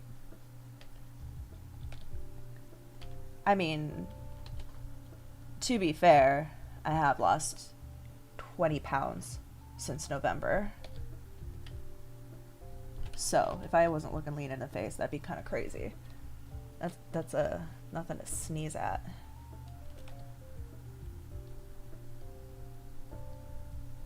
You think so? It's this, yeah, this bit right here is like the first to go. Erudite, I can't even believe it. Remember I was complaining how no matter what I did, nothing was changing? Like, I was making all these changes and it was just this no progress. I don't know. I don't know I don't know how, I mean, obviously seeing a trainer is a bit of an improvement, but I think it's because I just did a whole bunch of things at once this time. I'm like, okay. Diet, fitness, trainer, being really, really, like, serious with it.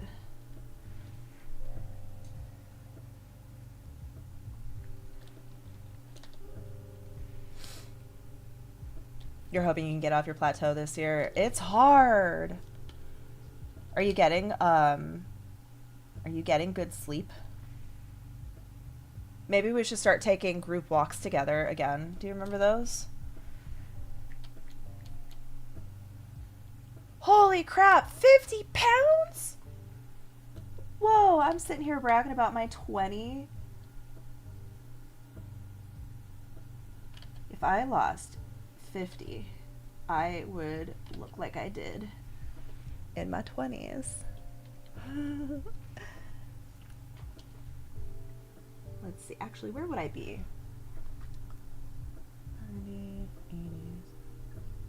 Oh, yeah. I don't think I need to lose 50 pounds.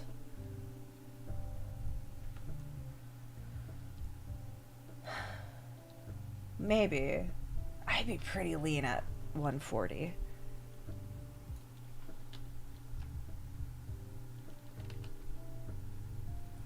Right now, I'm just taking it every 20 pounds, like 20 pounds at a time. Sleep is paramount. No, that is true. As soon as I started getting better sleep, that like changed everything.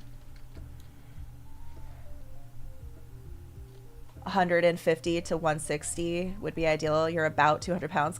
We weigh, I'm 190 now, but when I started with my trainer, I was 210.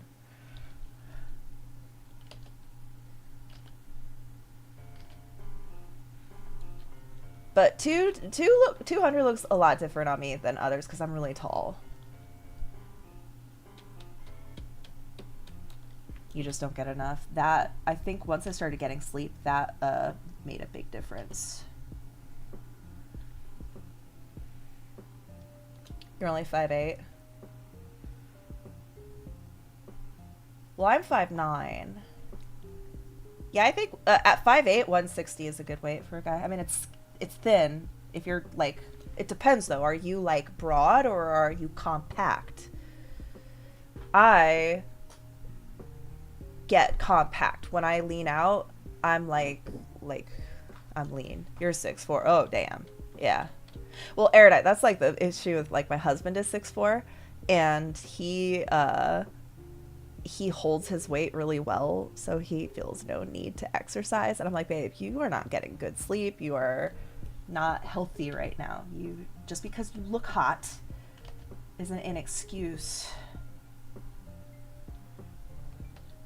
to not take care of yourself. Your family's counting on you to stay healthy.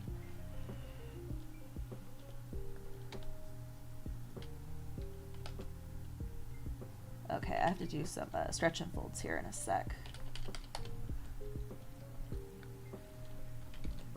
Meds, oof, meds are rough, hard to get right.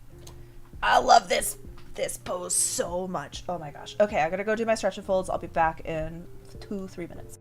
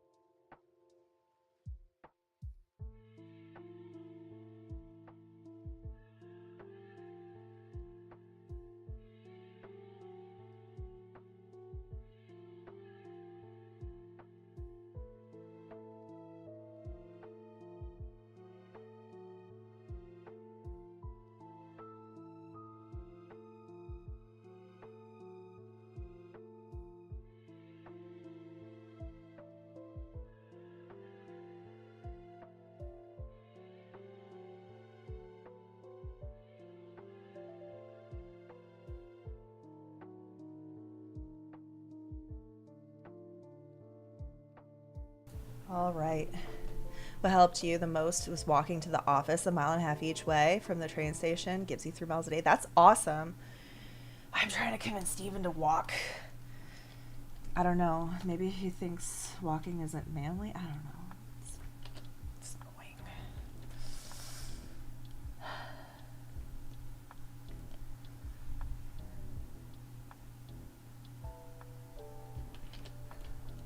Yeah, like, I don't know. Sometimes when he wants to get out of doing something, he jokes that he's too manly for that in a very jokey, haha, obviously not kind of way, but then it's like, you just said that so you don't have to do it.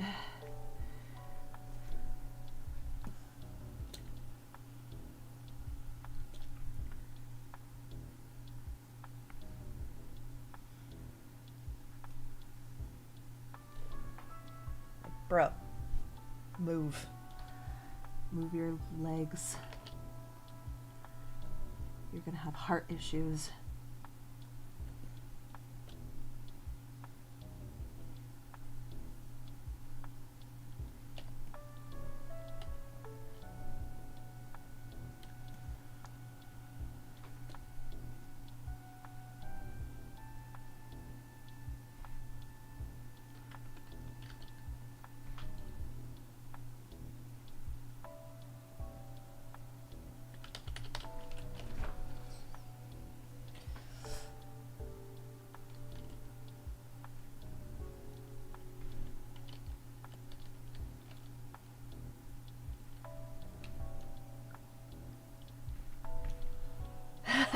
That's a good idea.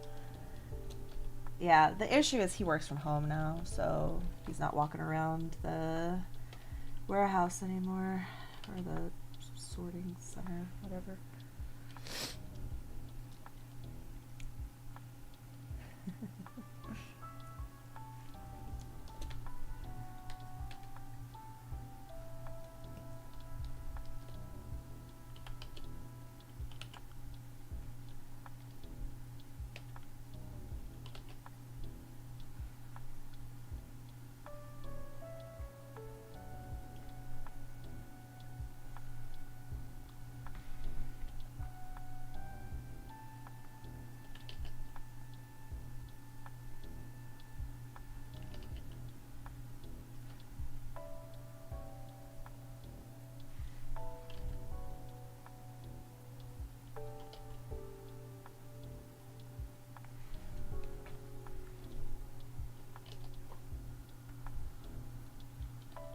Oh, forgot to set my... Where is my timer? Oh no, I left it out there. Okay, let's just look at the clock. Okay, so at 3 o'clock, which is probably when I should end the stream anyway.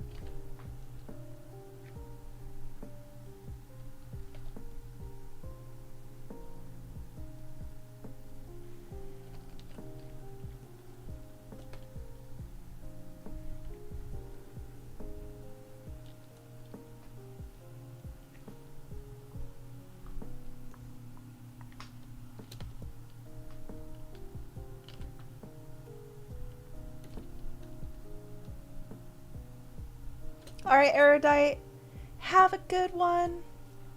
I'll see you later.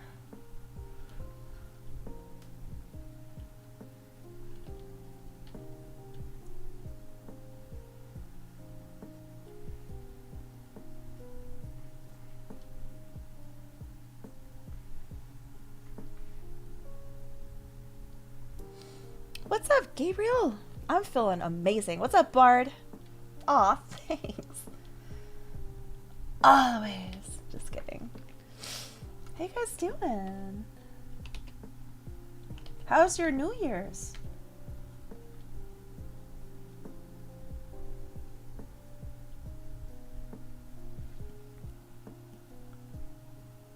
I don't like this hair. I gotta like...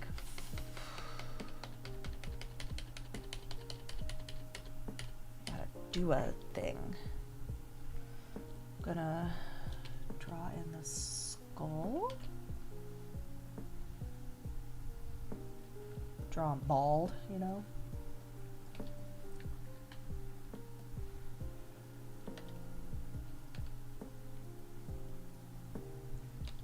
This angle's just a little rough, a little difficult. Am I ready for Bhutan Sunday? I'm halfway ready.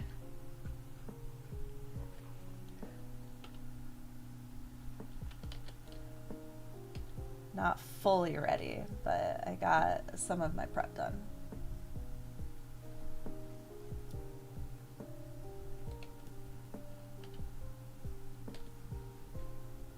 Hi, Landshock. I also have quite a bit of work to do for like the next little stretch. I haven't gotten started on that yet.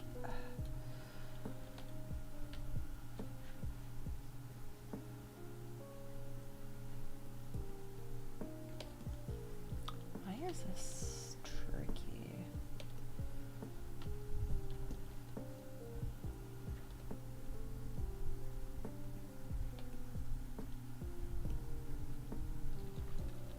Do I have the cold from last year? I still have a little bit of congestion.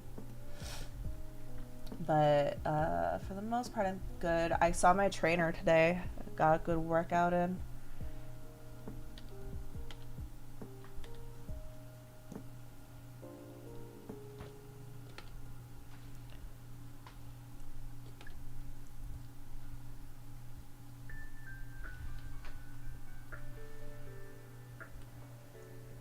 No, I didn't train at all when I was sick. So I took like a frickin' week and a half off. I got one workout in before I got there. So I'm like behind, but it's okay. We did, he definitely caught me up to speed.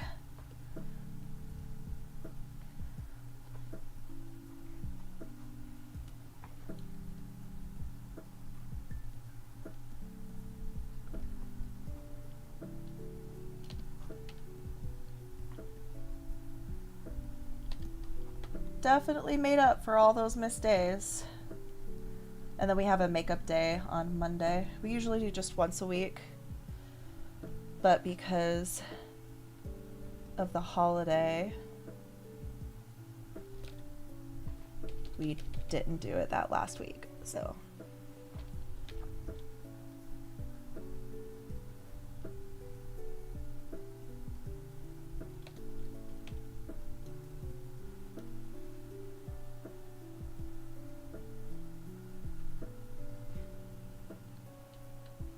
sawed off, cold. Sawed off, you bleeding cold.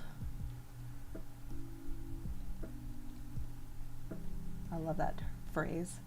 Sawed off.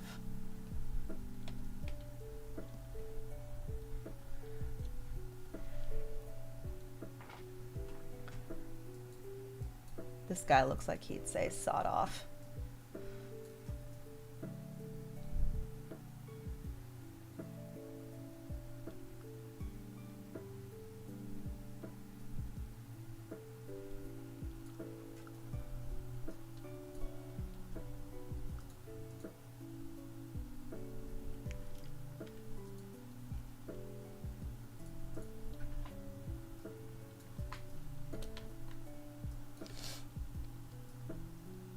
He does look a little like Spike. Yeah, a little bit. That was kind of one of my inspirations for his starting point. Just because after we like got to know him in game, I was like thinking about how he might like look. And I was like, he's kind of like aesthetically like a little bit like Spike. I don't give him a British accent though. But he has kind of a similar personality, you know, like really like kind of mischievous, full of like funny puns and phrases and shit.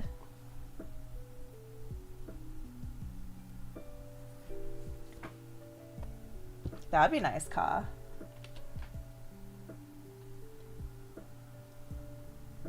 When did I add the forehead jewel? When you mentioned it last time?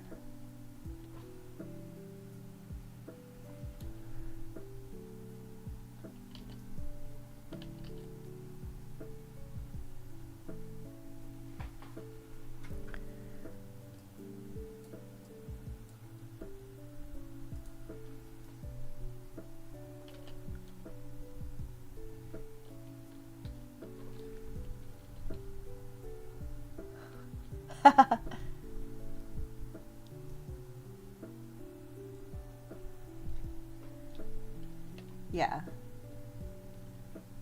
He definitely gets into bar fights that are his fault.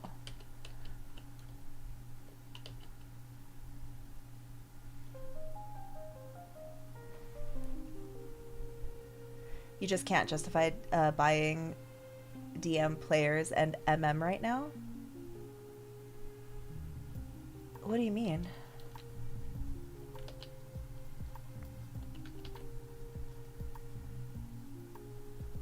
Oh.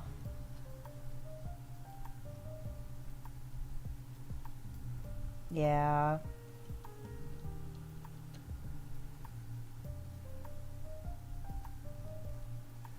It is really hard to draw spiky hair.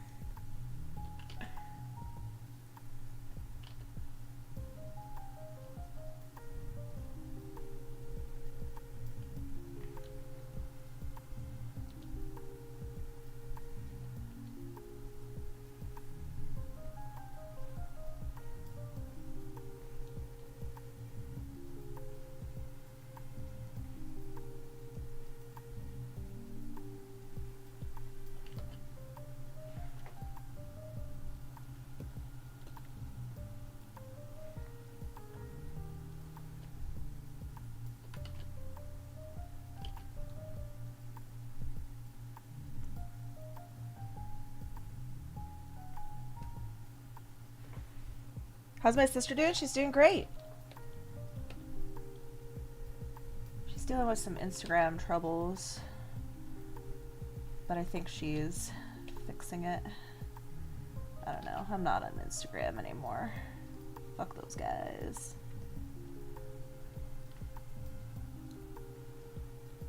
Barely on TikTok. On a Foundry level, you've been making roll tables for loot and making them all items and a bunch of other stuff. It's been fun. Oh no, talk away. Yeah, that's great. I use the loot roll tables in the DMG that I have like all the items in compendiums already though, so I can just then click and drag them. I'm not really crazy about these. I don't know how to do this, man. Why did I make his hair like this? Maybe I should just, yeah, keep it like a couple of strands that you can see, but for the most part, just like lines and strokes.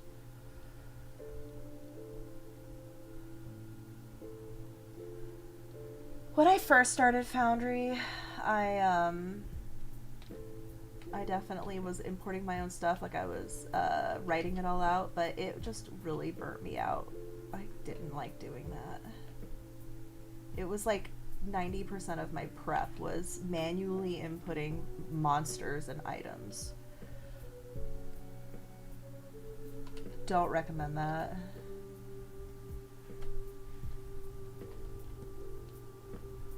This doesn't look good. This horn is so ugh.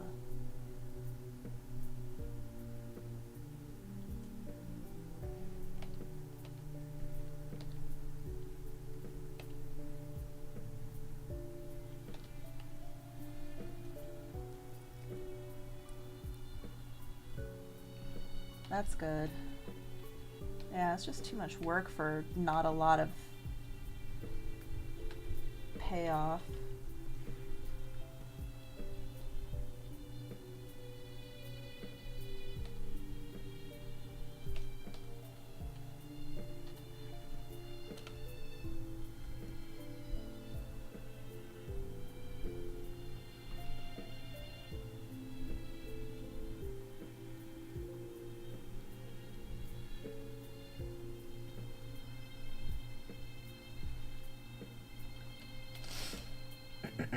Nice. That's helpful.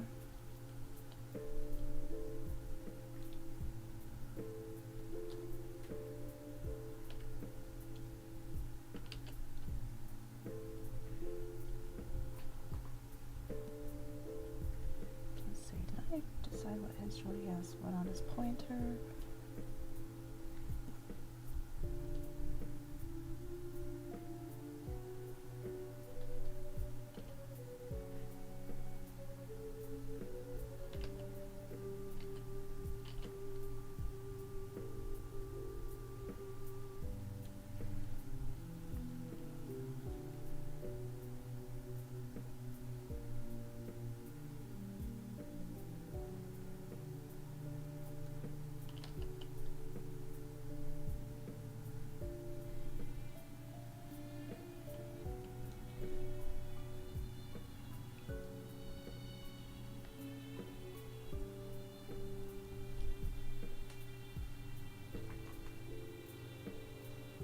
You did a series of oh wait, the one shot you did, they took a bit to get used to the layout and UI that I have. So for text time, this will really help you explaining. It's all in a journal though. Yeah, I've done that before.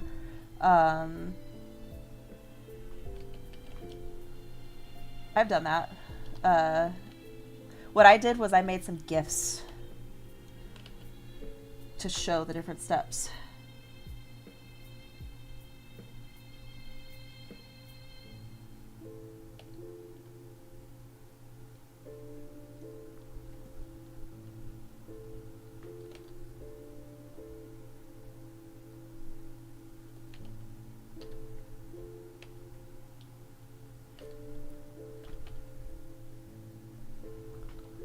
I mean, it does take a little extra work though, because then you have to make GIFs. Like you have to record them and then export them as a GIF, which can be kind of a pain in the ass if you don't have the right like tools.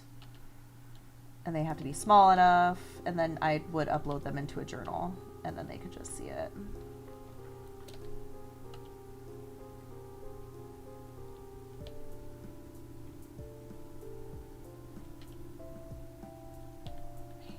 Bad these lines are.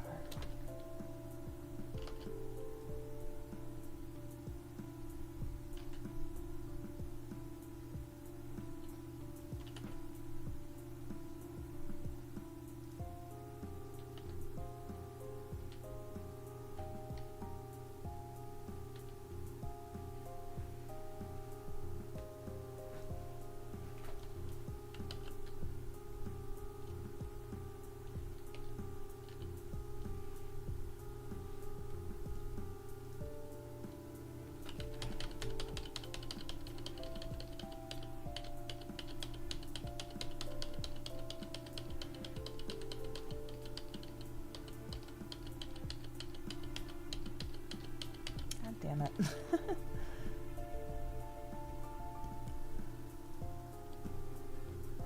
Let's just try those again.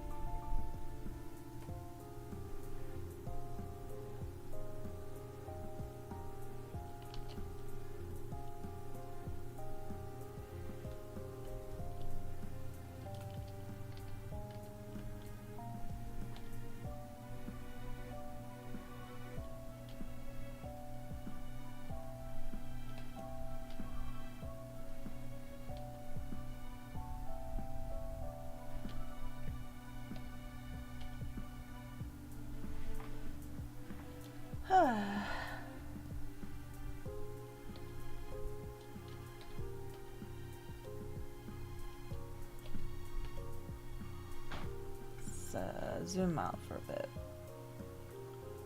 That doesn't look too bad as a sketch, I guess.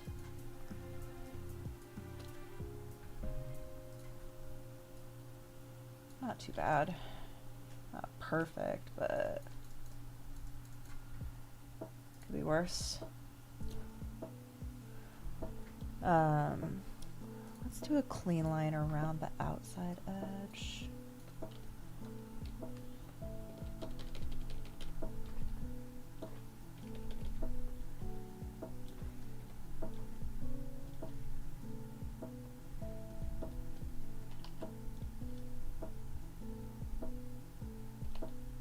I don't like this fuzzy here. Let's switch to this. Let's take off this.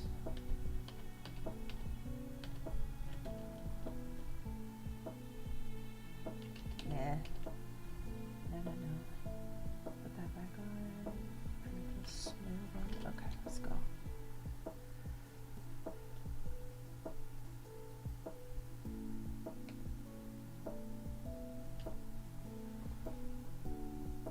See if I can get this done before I have to get off here in a few minutes.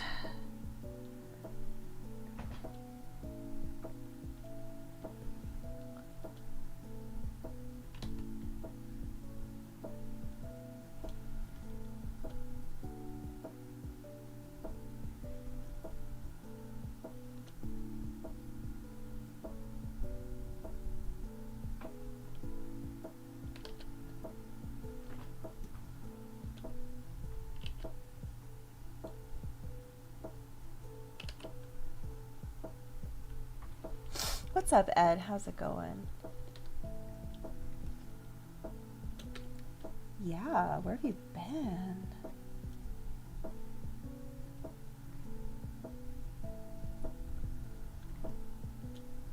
It's okay. I've been, you know, just so busy with life that I've had to put streaming on the back burner.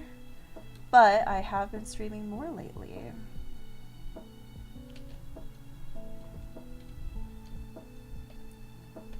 A little bit easier to find these days.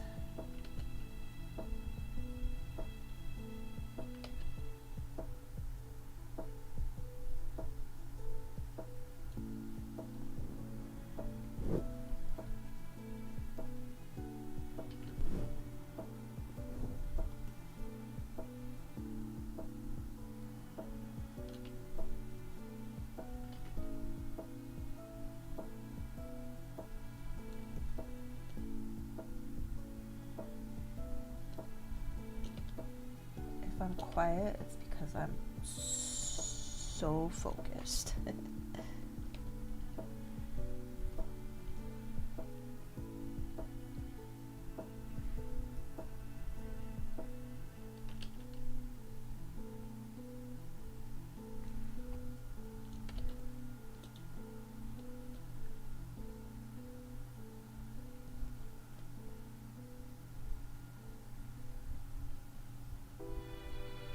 This hairline doesn't look right. I think it should be more like... I'll fix that in a sec.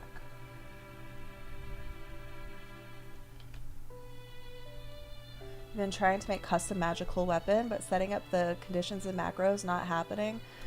May I have just the players do it manually? Well, what are you trying to get it to do? It's pretty easy to set up most like stuff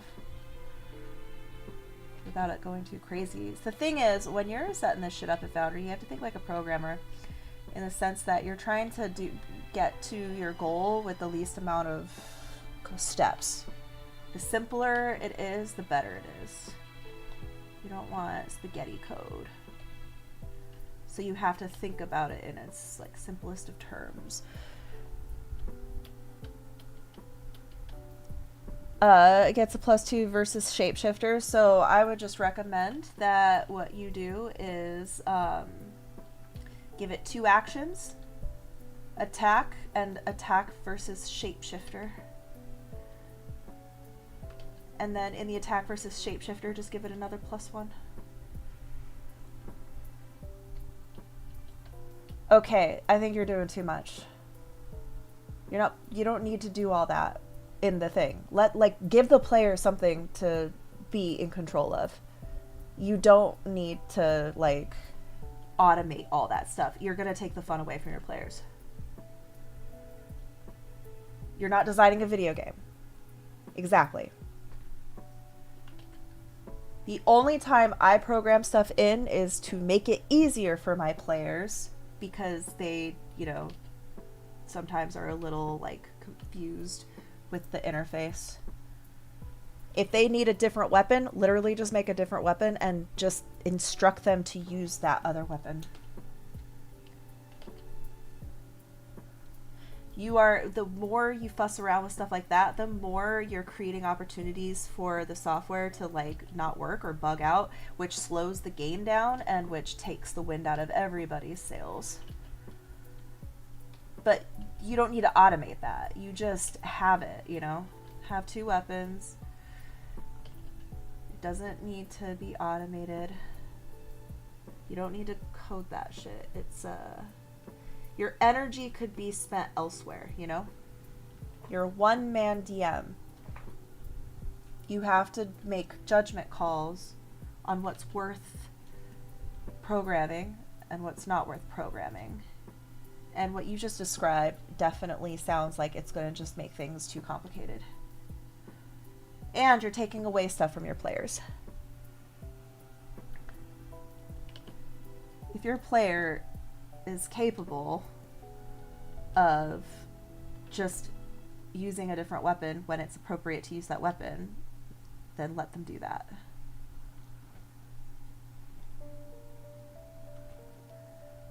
I only add programming when it's I don't want the players to have to remember to type in +1 in their own situational bonus, But sometimes they still have to do that,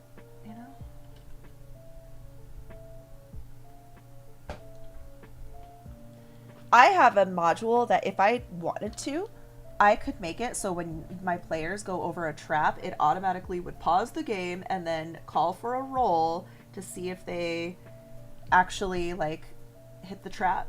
And it would automatically roll, and then if they fail, it would automatically apply all the damage. I choose not to do that because at that point, the players, that's taking the fun out of make a roll.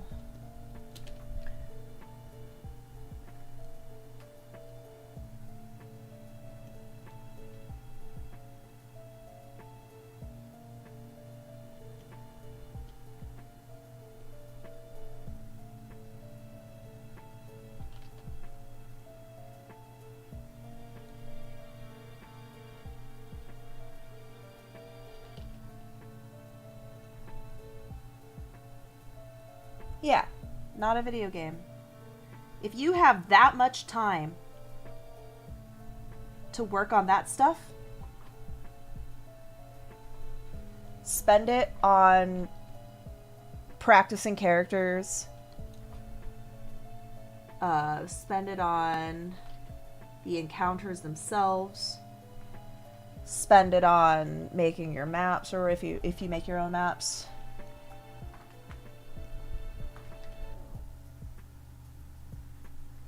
Spend it on good stuff.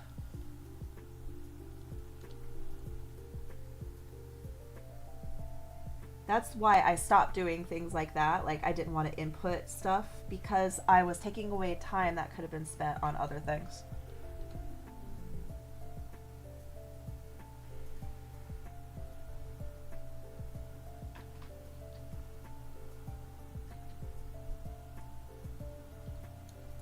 That looks pretty good.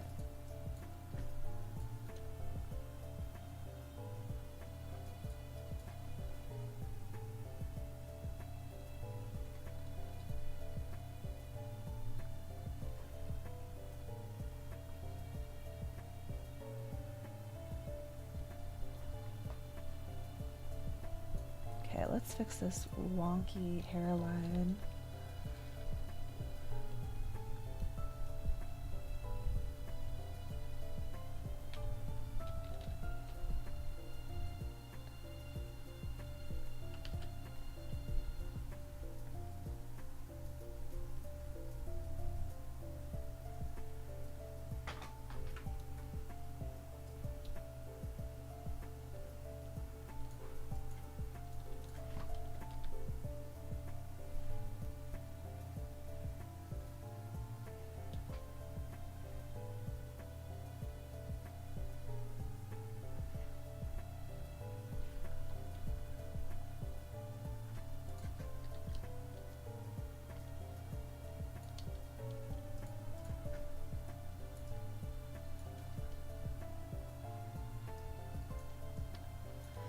Use VTT to supplement your house game. You tried to go all in on Foundry and make custom macros and abilities. Yeah, it's a nightmare. I'd rather write it and import it, but I'm not trying to do all of it.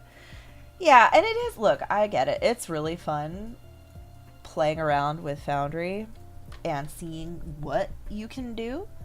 And I will never discourage people from experimenting to their heart's content. But at the end of the day, after you do your experimentation, you need to make some decisions on what is worth your time. Because everything you choose to do is taking time from something else.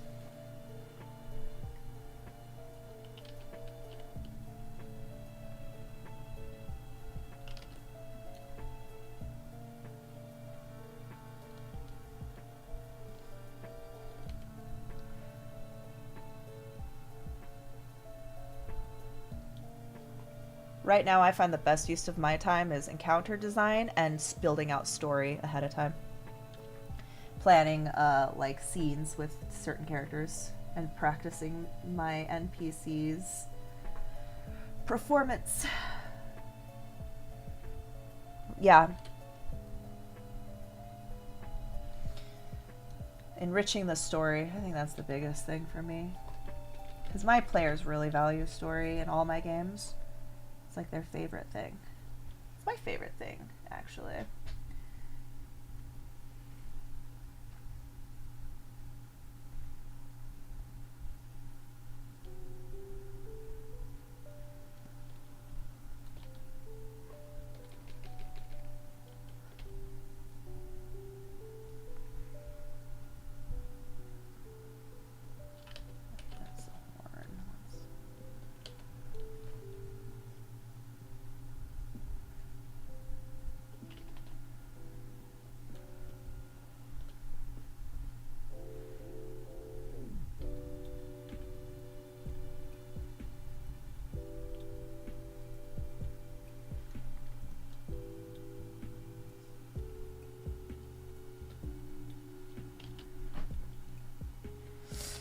You shut down so easy trying to do storylines. You're working on a Skaven-based adventure. It's difficult for you since you're so unpracticed at it.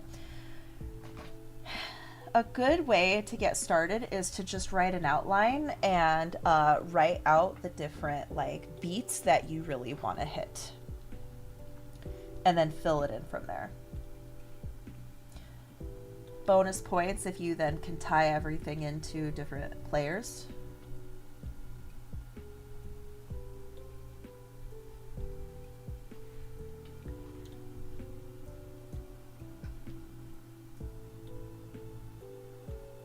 This looks so good to me.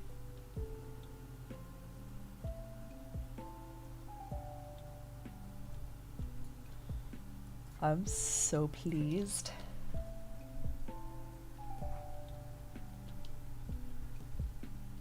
His horns still look fucking like stupid, but at this point I don't fucking care. I don't want to deal with him anymore. Just let him be. I'll figure horn anatomy out another day. Let's just get down his flats.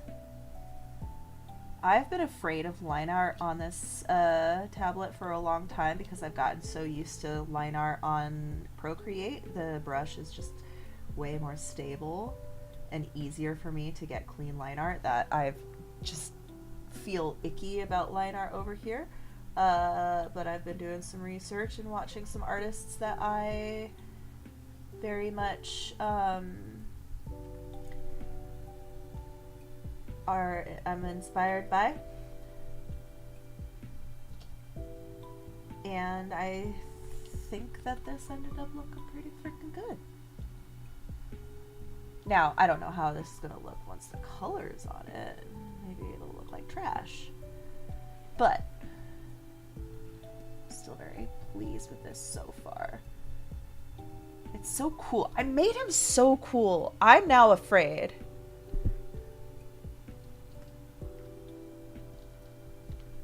I'm afraid that I made such a cool looking character that when it comes time for me to role play as him, I'm gonna make him lame. Like, you know, the expectations are gonna be so high. And I know I shouldn't think like that because my players like really liked this character before we had any images of him. And then I've just come in and tried to like make art to match that, but yeah.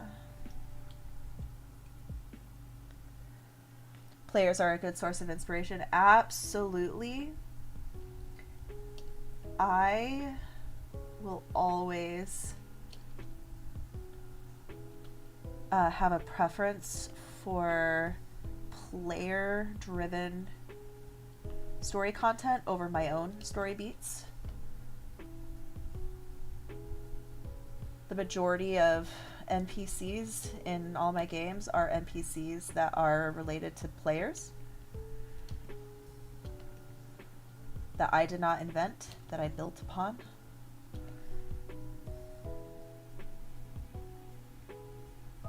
When players like something, I take a note of it and then I lean into it. There's no point in trying to force them to like something, you know? Why do that work? Why not just go with what they already like and then lean into it? Makes their frickin' day, man. And it makes my day. Yeah, some ideas do fall flat, and it's okay. It's like not even ruined. You just go, oh, it's didn't work. Moving on. It's not like your player's gonna be mad at you.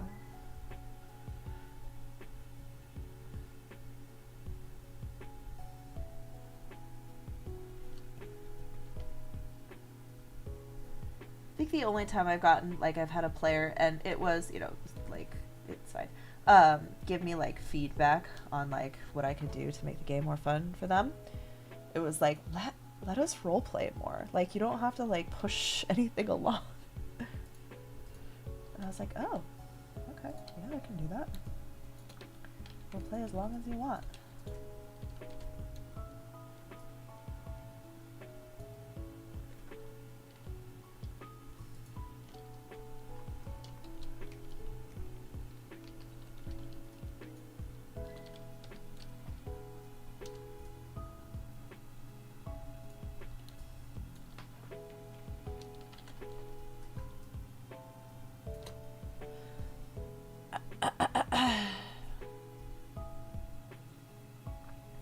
Yeah, your group is slow.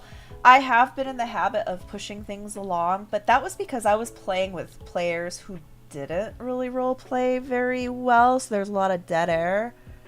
And so in order to like try and avoid the dead air,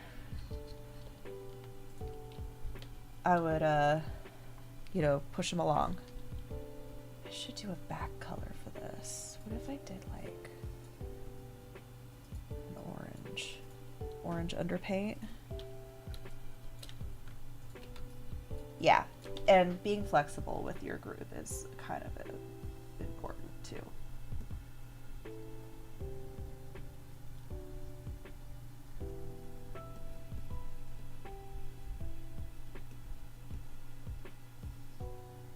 Always be flexible. As the DM, like, yes, the DM should always have fun, but I find it's better as a DM to adjust your own style minutely to the players at your table rather than trying to force your players into your own style. And just kind of go with the flow.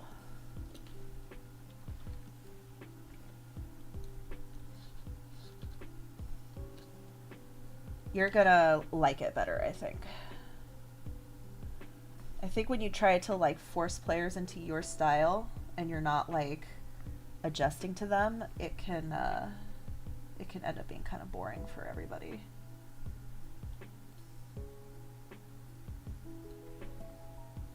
I don't know what I want. Oh, the light source could be this, the cigarette.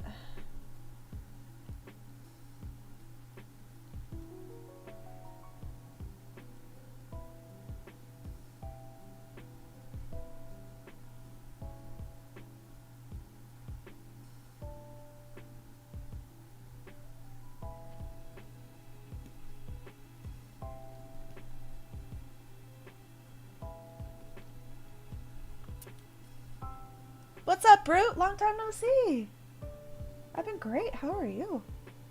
Session 0 helps, yes. Because you can see what the group wants and mesh well, but you never know. But you only really ever know after playing. Yeah, that's true. I really like Castlevania. You made a Forge Master? That's such a cool idea. You should put it in my Discord. I love the idea of making classes based on movies and stuff.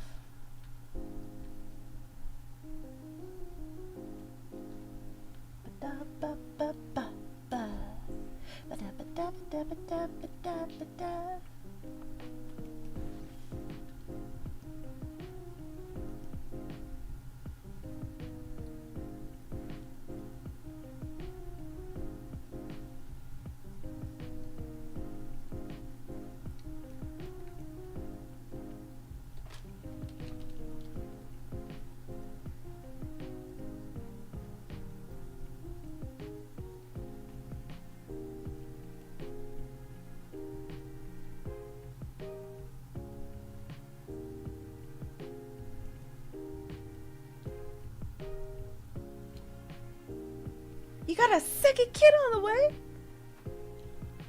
You think it's been about 4 years? I feel like I've seen you more recently than that. 4 years ago is when my son was born. Haven't you been here since then? It's been a while for sure. I've only recently started streaming regularly again.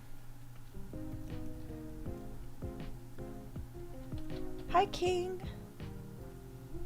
That's awesome. How old's the first one now? Are we cool with AI usage? No, we are not. This is very, very, very, very, no AI. No AI at all. AI art is an insult to me as an artist. Sorry. I won't even watch a TikTok if there's AI in it.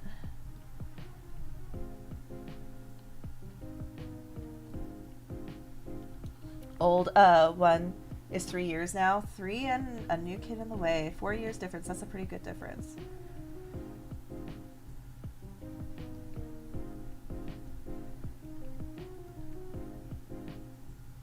I'll tell you what though, Ed, give us the version without the AI art and AI writing, and then we would be happy to see it.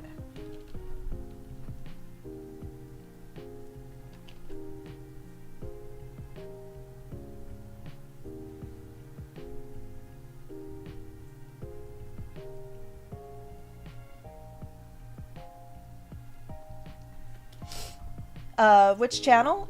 I'll tell you. Thank you for your cooperation. It's very important to me. I don't know if you were here earlier.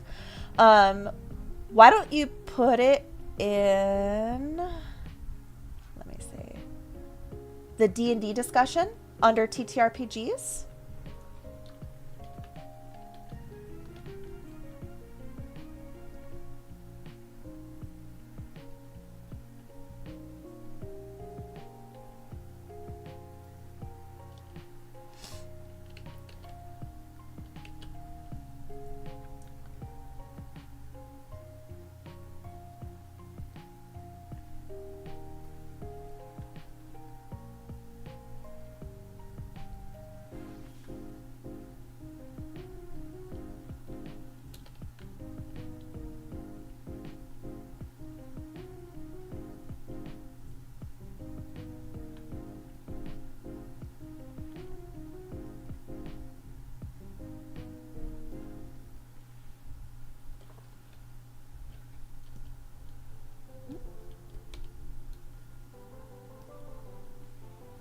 What happened?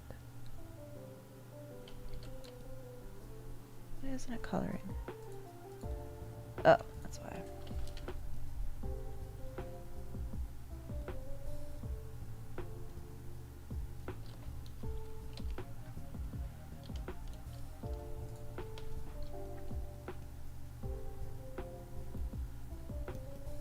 I'm gonna have to do these hands on another layer so that I wasn't here in the last few months. That's why I ask. I hate as well in a very microscopic capacity. I'll do artwork quality isn't the goal.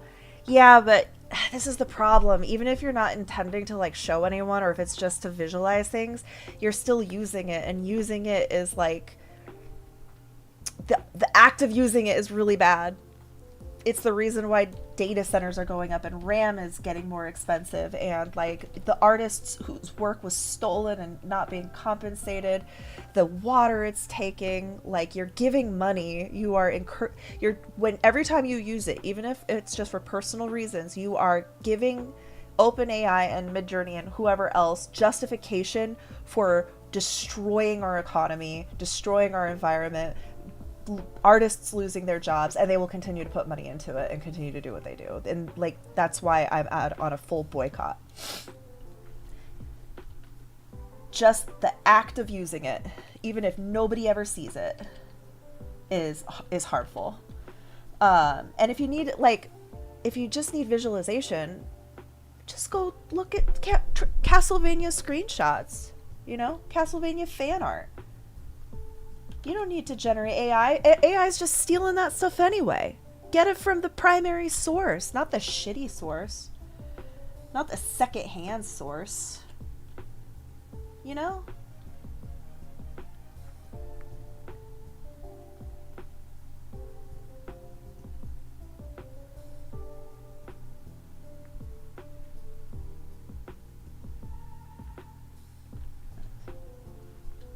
Like all my references for all of this art, screenshots from TV shows.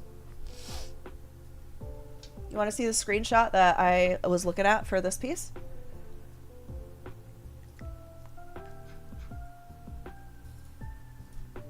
It's a really tiny image. I just needed it for the anatomy for the hands. Look at that.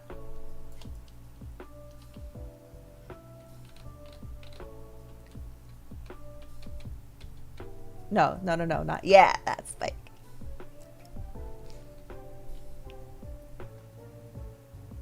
AKA best vampire. Sorry, I'm a Spuffy fan. I'm a Spuffy shipper. A dirty Spuffy shipper. Aw, thanks for your prime, the Gadrel. The Gadrel. I love Spike. Someone told me, but he's so toxic. I'm like, yeah, it's called enemies to lovers, bro. He's supposed to be toxic. It ends so beautifully, though. Yep, they just kept him. They weren't planning on making him a love interest later, until like much later either. I'm so glad they did. It's so good. Steve and I are watching it right now. The last episode we watched together was when they boinked for the first time. That was like the hottest scene I've ever seen in my life. That's fine, Ed. Well, I'll take a look.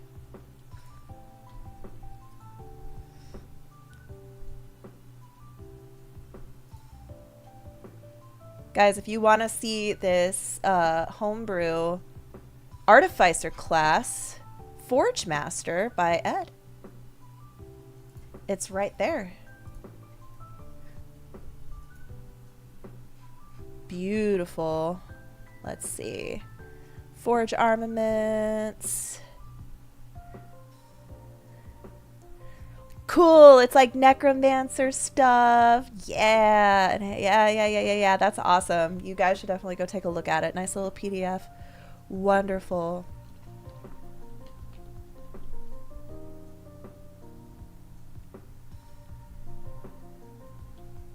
I was supposed to go do my stretch and folds, but I'm like so addicted to this. Okay, you know what?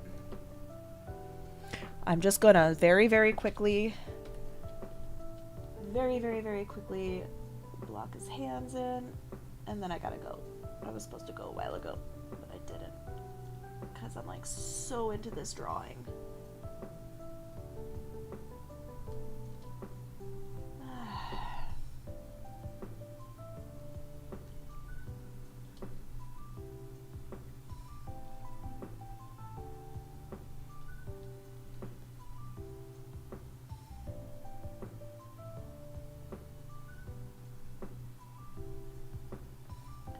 And I'm not going to be able to work on this drawing for, gosh, not till Monday, because it's the weekend, so Leo won't be in school.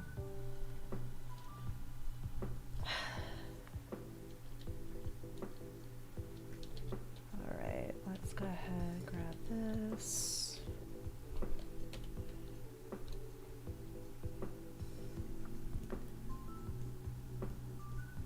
And then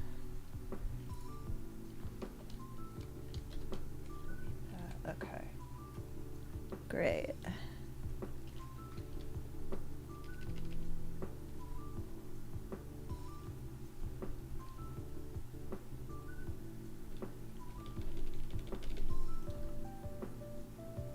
Wait, hold on. Actually, I jumped the gun there. I gotta fill it in better.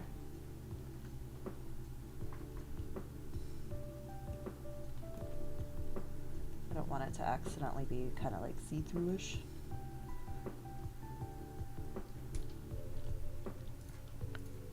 Now we can delete that.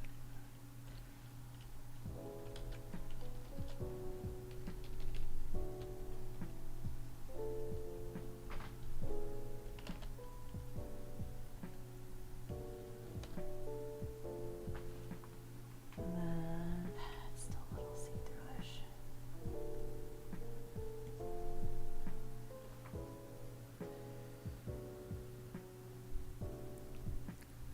What's my creative process?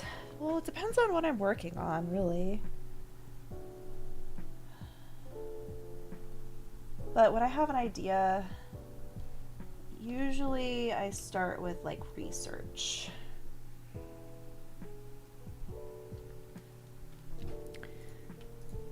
Research is really important. Whether that's like looking up stuff, looking for references, looking how other artists are doing things. Then sometimes I'll do practice sketches if I'm going to be getting into things that are going to be like outside my usual wheelhouse. You know, exercises. And then, I don't know, it really just depends on the project. Like for this, I started with this little sketch, and then I turned it into this front back, and then we just did today these little like expressions, and then now we're doing this. So it really just depends on the project.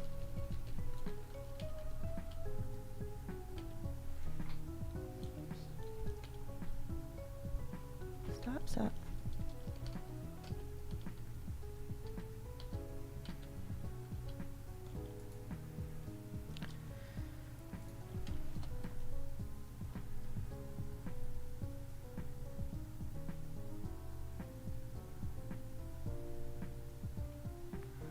Also though, I like will burn myself out creatively a lot and just take like a week off of making anything.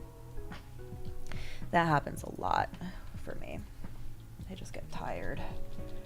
I go crazy and then I'm like, ugh, I need a break.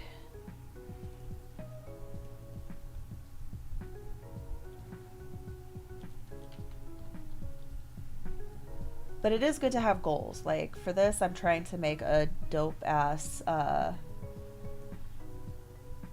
reference sheet for this character. And so I'm just kind of like going through each of the things that I want on the reference sheet. You'll usually be possessed by a muse while watching or reading something. Yeah, I could see that. I can see that. Sometimes that happens to me. Especially when it comes to character designing, because then you can be inspired by the character, you know, the muse. And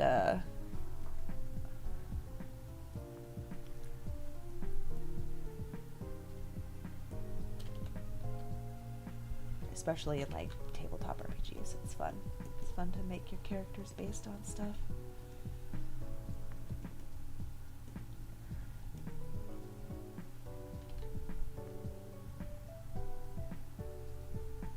All right, this is as far as I'm gonna take this today. Let me just block in some color for his hair, because I have to go tend to my sourdough, and then get ready to pick up my son from school.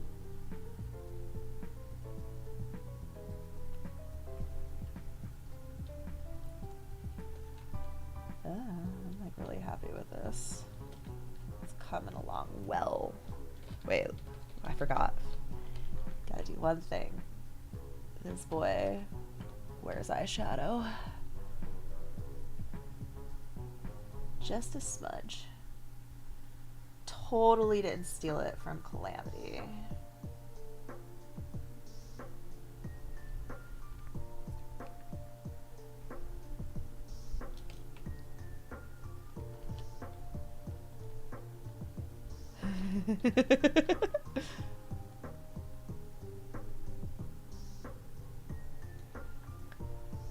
Look how good he looks with eyeshadow. Ugh.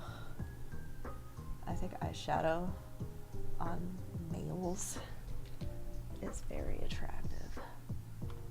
Even if it's subtle and you can't like tell that it's eyeshadow, but it's still just like the slightest bit under the eye or around the lash just to darken that up a bit, give it a bit of contrast. Contrast is just really like attractive.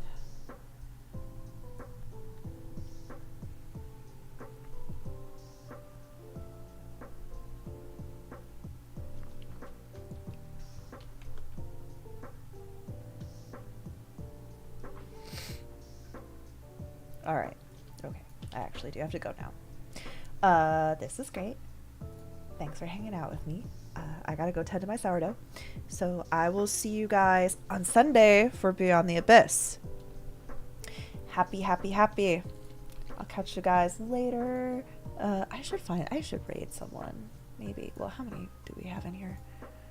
Yeah, let's raid someone. Let me find someone to raid. Share some love with my stream team that I haven't fucked with in a minute.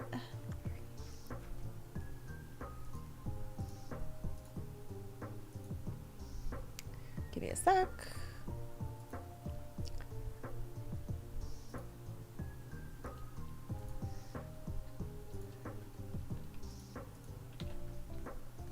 Okay. All right, guys. I'll catch you all on Sunday. Have a beautiful day. You're amazing and I love ya. Goodbye.